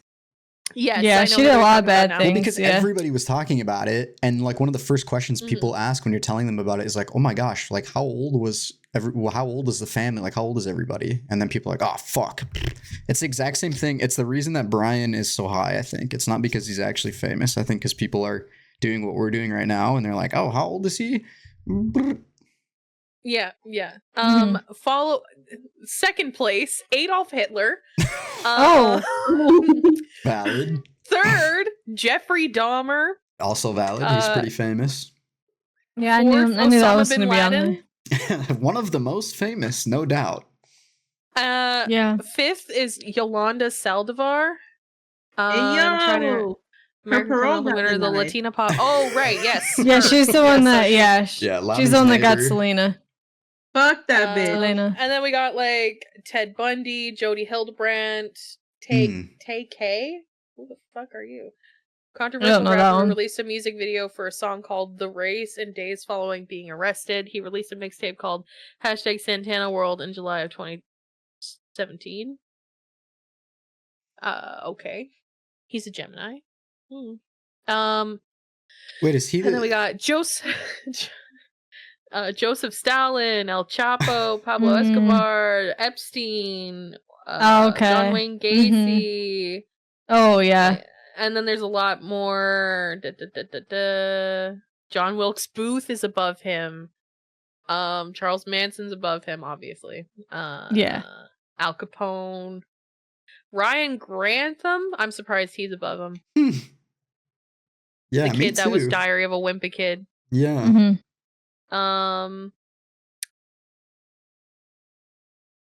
Harvey Weinstein is directly above Brian Laundrie. That is And then tragic. below him we got Demetrius Flannery. I'm not sure who the fuck Don't know that who is. that is. Co-founder I of the don't know. Black Mafia family, one of the largest known drug Oh traffickers my of cocaine God. in the United States. Oh yeah. From 1990 to 2005, he went by the street name Big Meech. Oh, Big Hey, Meech. yo. Yeah, Big Meech. Yeah, 100%. Okay, so one of my coworkers from a job that I used to have, who I was super, super close with, we used to play COD a lot, and his gamer tag was Big Meech, and I thought it was fucking hilarious. That's fucking wild. And then after that, it's Bonnie Parker, like Bonnie and Clyde. Bonnie Parker. Joe Exotic. Let's go. man. He Joe was not a Exotic's criminal. on that list He was too. not a criminal. He did. Joe, He was a criminal. He did. He did. what do you mean he wasn't a criminal? He did.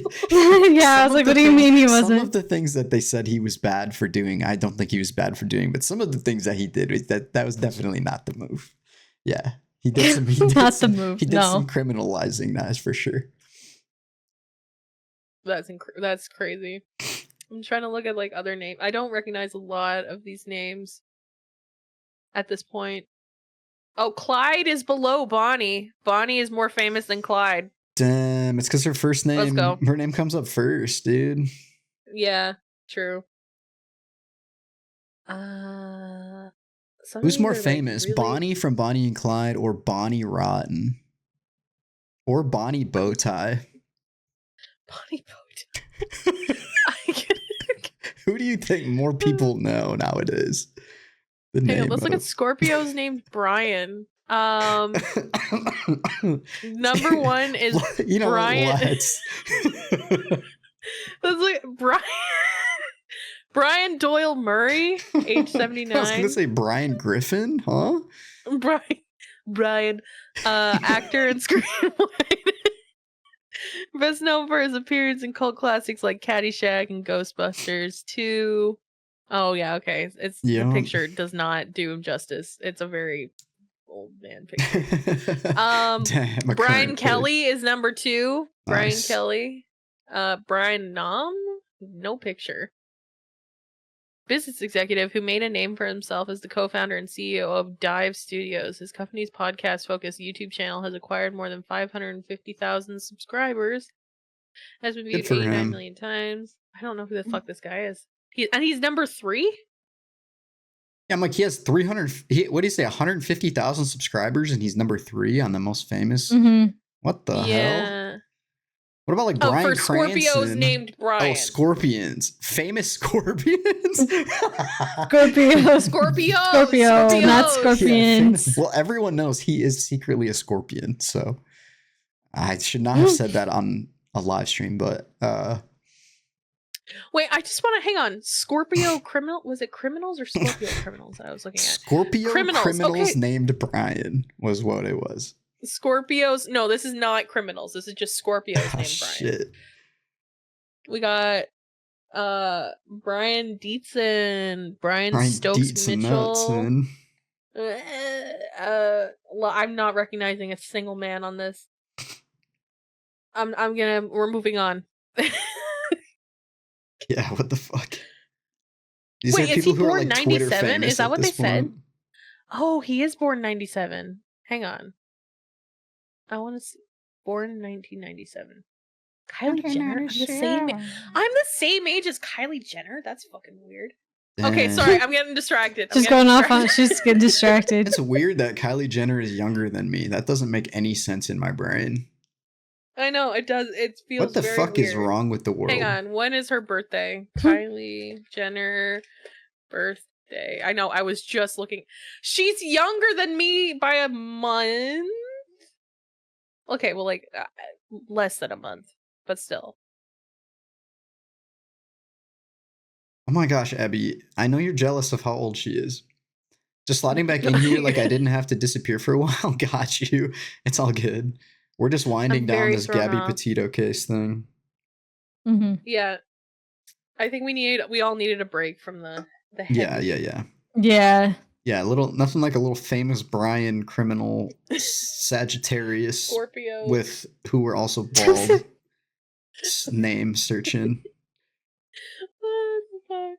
Finding like number 4 on the list is like a guy that had a TikTok get 20,000 views one time. Yeah. And they're like, Yeah. congratulations, buddy. You're in the top 10 in your category. You're And more famous than both Bonnie and Clyde. He's like, what's my Congrats. category? Yeah, I'm like, don't worry congrats. about it. Just take the W. Don't ask. That's fucking wild. Yeah. But Ooh. yeah, I have a feeling his little letter did not help him with his case in the public opinion at all. I think the court of public opinion is firmly planted against him.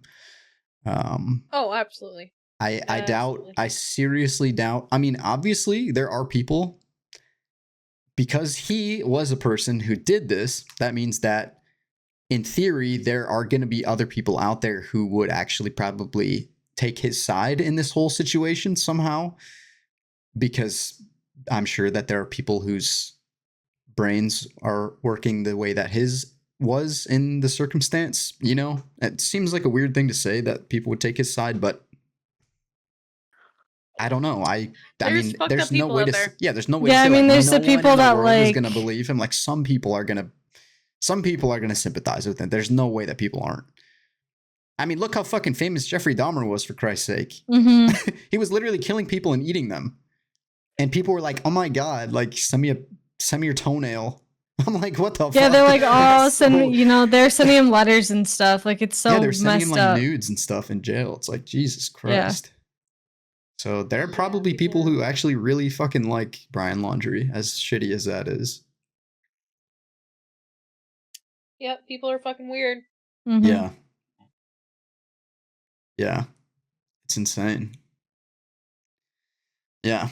But yeah, sorry that story was kind of heavy, but so the reason that I'm talking about this right now is because Netflix just released a documentary about this case, which Neon said this when she when I told her I watched it, they came out with that shit pretty fast They did. Mhm. after all this stuff. Well, like it ended. seems like just in Netflix wave things right now. Like it seems like they catch on to stuff really fast. Yeah, and they put super like a fast. documentary out. Because like the last thing that came out was the last thing that was noted in the at the end of the documentary and like the text at the end was from like December of 2022. Mm-hmm. So it was like 2 years ago, basically. Yeah. And yeah, so yeah, that came out and there was a lot. I recommend everybody watch that if like this was an entertaining story or like it's weird. Again, it's weird to say like it's entertaining. It's like it's really fucked up and it's real. So it's like if this is like you want to learn more about this, watch the. I mean, we covered pretty much everything tonight, but like watch the documentary because there's a lot of stuff in there that I didn't even touch on, and it is crazy how much shit is in there. Like even like I'm looking right now on CBS News on their website, their official article about it, which is long and has a ton of pictures and videos in it. But it doesn't it's only like half of the shit, not even half the shit that they go over in the Netflix documentary. It is crazy how much stuff is in there. And I didn't know about all the extra details of all that shit. Like I'm like most people, I didn't know about all that. I just saw what was on the news and like what was like happening on social media and stuff. I didn't really. It's so much unpacking. It's like it's three 1-hour episodes. So yeah, they pack a lot in there. Like we just covered the whole story in like 2 hours from when we started. I just hit the 3-hour mark on my stream and we took quite a minute before. And we barely even scratched the surface really. Like obviously there's a lot. Yeah, there's resources and everything. There's like 2 more hours worth basically of shit in the Netflix documentary. It is insane. So I definitely recommend people to watch that, but yeah, it's obviously extremely tragic as kind of a footnote here. And it's not something that like, I was like, oh, I was excited to talk about this because it's like a big, it's not anything like that. Is it interesting as a case from a legal standpoint, from the like developing case standpoint? Yeah, it is. Obviously it is. That's why it was all over social media when it was happening. People are like, you become mentally and emotionally invested in the story. And there's so many twists and turns. I mean, it's not just like, oh, it's insane that like YouTuber went missing. That isn't even the tip of the iceberg. I mean, it is a roller coaster of things. And like, you really do get invested. And the more that happens, the more that comes out, it's like, it's wild. It's a wild ride. But I just figured I'd talk about it because it was fresh on my mind. And like, I became really emotionally invested in like the case while I was watching the documentary. And I was like, I think more people should know kind of like the real story of how like everything went, not just like what they showed on the news. Yeah. Mama Or says, just the TikTok. Yeah,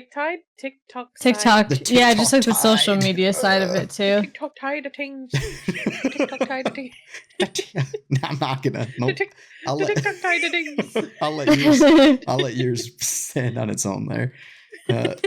For every scenario, there are always people that will find a way to make them, the most asinine things seem right. Yeah, I agree. Yep, I agree. Olaf, hello. What a time for you to come in. You missed this massive tragedy that unfolded. The teak tide. Yeah, whatever. The teak tide or whatever the kids are playing on their phones. Yeah, they're all playing the teak tide. Tick tide.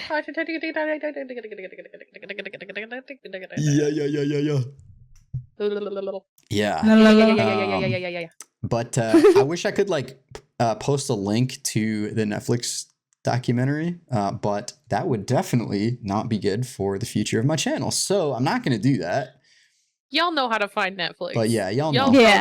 Y'all know. Actually, if you go on Netflix, it will probably be on your homepage in like the trending shit. I can almost guarantee it. So check it out. If you came in late and you don't know the story, yeah, that's it. Watch the documentary. Mhm. Or Yeah. are you guys gonna do the? Are you gonna do the thing on your? Are you gonna take this episode? Yeah, Okay. probably. You can also Netflix. I'll show you what Netflix is, Llama. Don't Oh you worry. my. Oh I my. miss a good tea. Flexing on them. I I'll watch the rerun of the stream. Yeah, I got you. So I don't. It might save a VOD.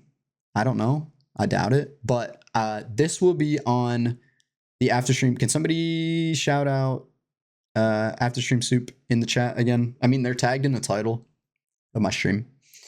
But yeah, it's going to be uploaded as their episode. Yeah, because basically last episode that we recorded, which was a few days ago, there was a little bit of a technical issue and something Oh my god, didn't get Neon. saved. Did not. Shut up! I'm not stream soon. She's really excited.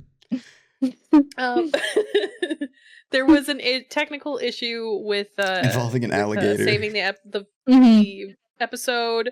So this is kind of like our backup, kind of hanging out with Wolfie vibes. Not a usual episode by any means. No, this is a little different. We usually don't just sit and listen politely as often. We're normally yeah, this is normally their show. Tonight, if you're watching live right now, this is my show, which is why it went like this. But this is normally their show. Yeah. Yes. This is normally their show.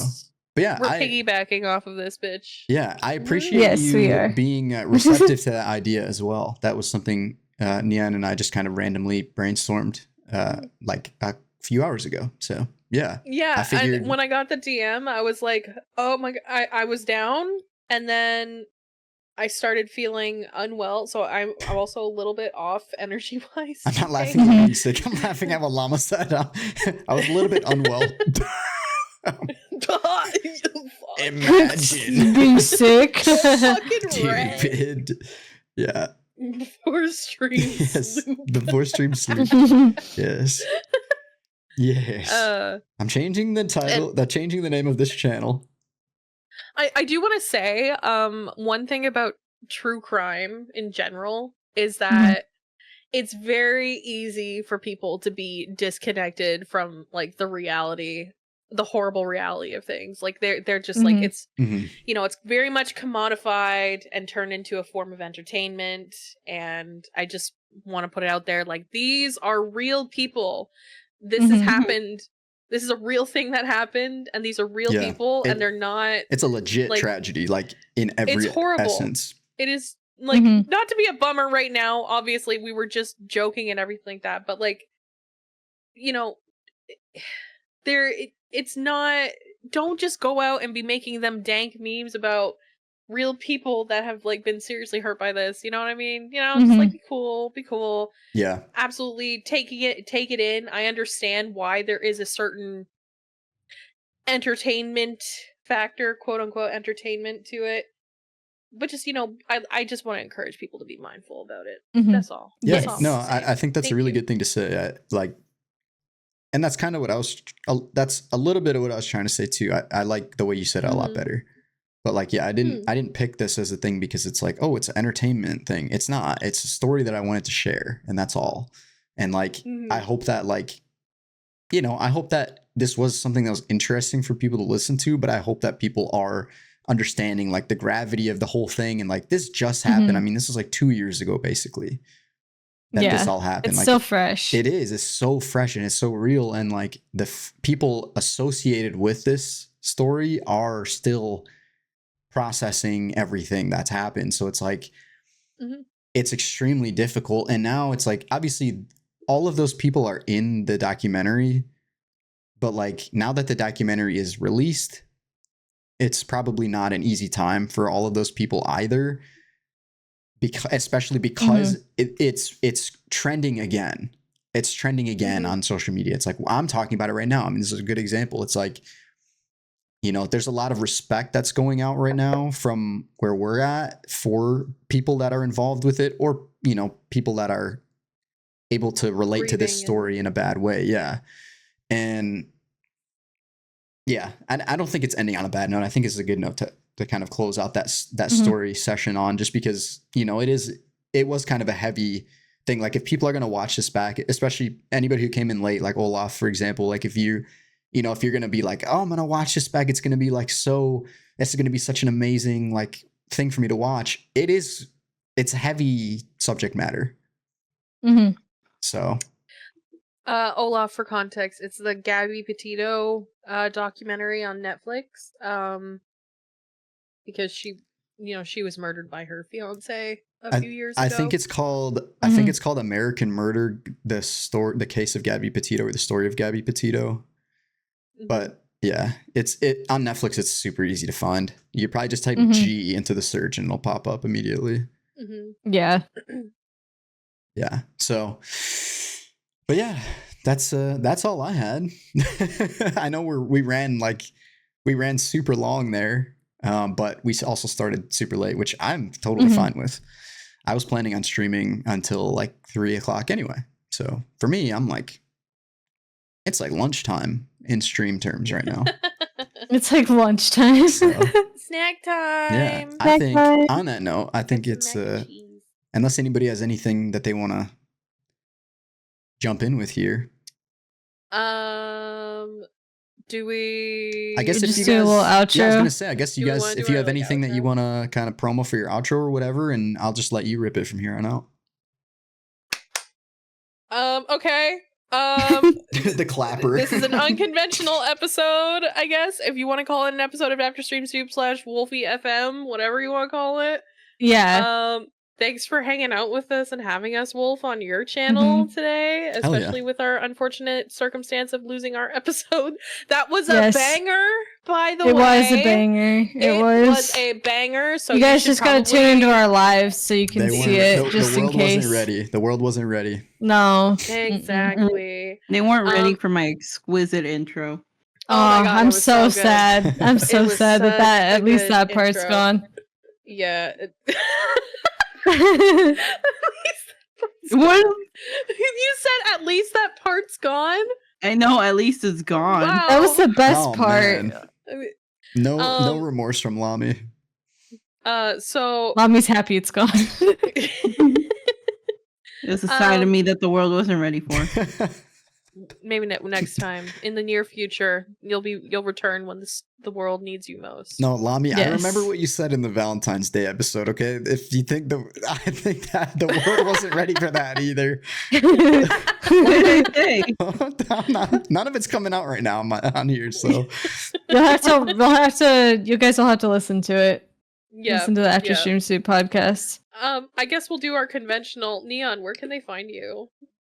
Find me on Twitch, on YouTube, on Instagram, all the socials, all the things. Spell your name. Spell it. It's Neon X Lotus. NEONXLOTUS. Beautiful. HOTTOGL. Yeah. Well, I mean, can they find you? At your mama's house. Oh my God. You can find me on you just TikTok, doxed yourself, dude. All I gotta do is go to my mom's. You can find me on Instagram, TikTok, Twitch, YouTube, wherever. It's all spelled the same. MRS_salami with 2 I's. Beautiful. Abby, where can they find you? Oh, thank you for asking, Abby. You're welcome, Abby. By the way, you're super hot. And I'm like, I know. Thanks, Abby. You're looking too good, too. She said, and I'm shut up. You can find me. You can find me on Twitch mainly. Once in a while, I dabble. Abby Dieu, which is the most complicated spelling. It's ABBIDIEU. Abby Dieu. Abby Dieu, or Abby Dieu, as most people call me. Wolfie, where can we find you? Yeah. I'm on Twitch, obviously. even though this is a different channel than what I'm doing right now. This is Wolfie_FM on Twitch for radio, but my main socials are like Twitter, Instagram, YouTube, and then my main Twitch, which is Wolfsbane VWOLFSBANEV. So pretty easy to find. Just Wolfsbane with a V at the beginning and at the end. That's it. Beautiful. Love it. Beautiful. Absolutely Good job. fantastic. Good job, Abby. Thank you. I did our standard outro. It felt weird to do it on Wolf's channel, but that's all good. It was a vibe. And Yes. I did have a good shot. I think we all had a good time today, Mhm. despite how dark and twisty we got a little bit, but it's still cool. Yeah. Also, Llama Abby podcast where Abby has 3 guests, all Abby. I know. We could do an after stream soup episode like that. Me and Mommy just sit there. Yeah, me and Mommy. Dude, that would be hilarious, actually. It would all be Abby PNGs. Yeah, it's just 3 Abby PNGs.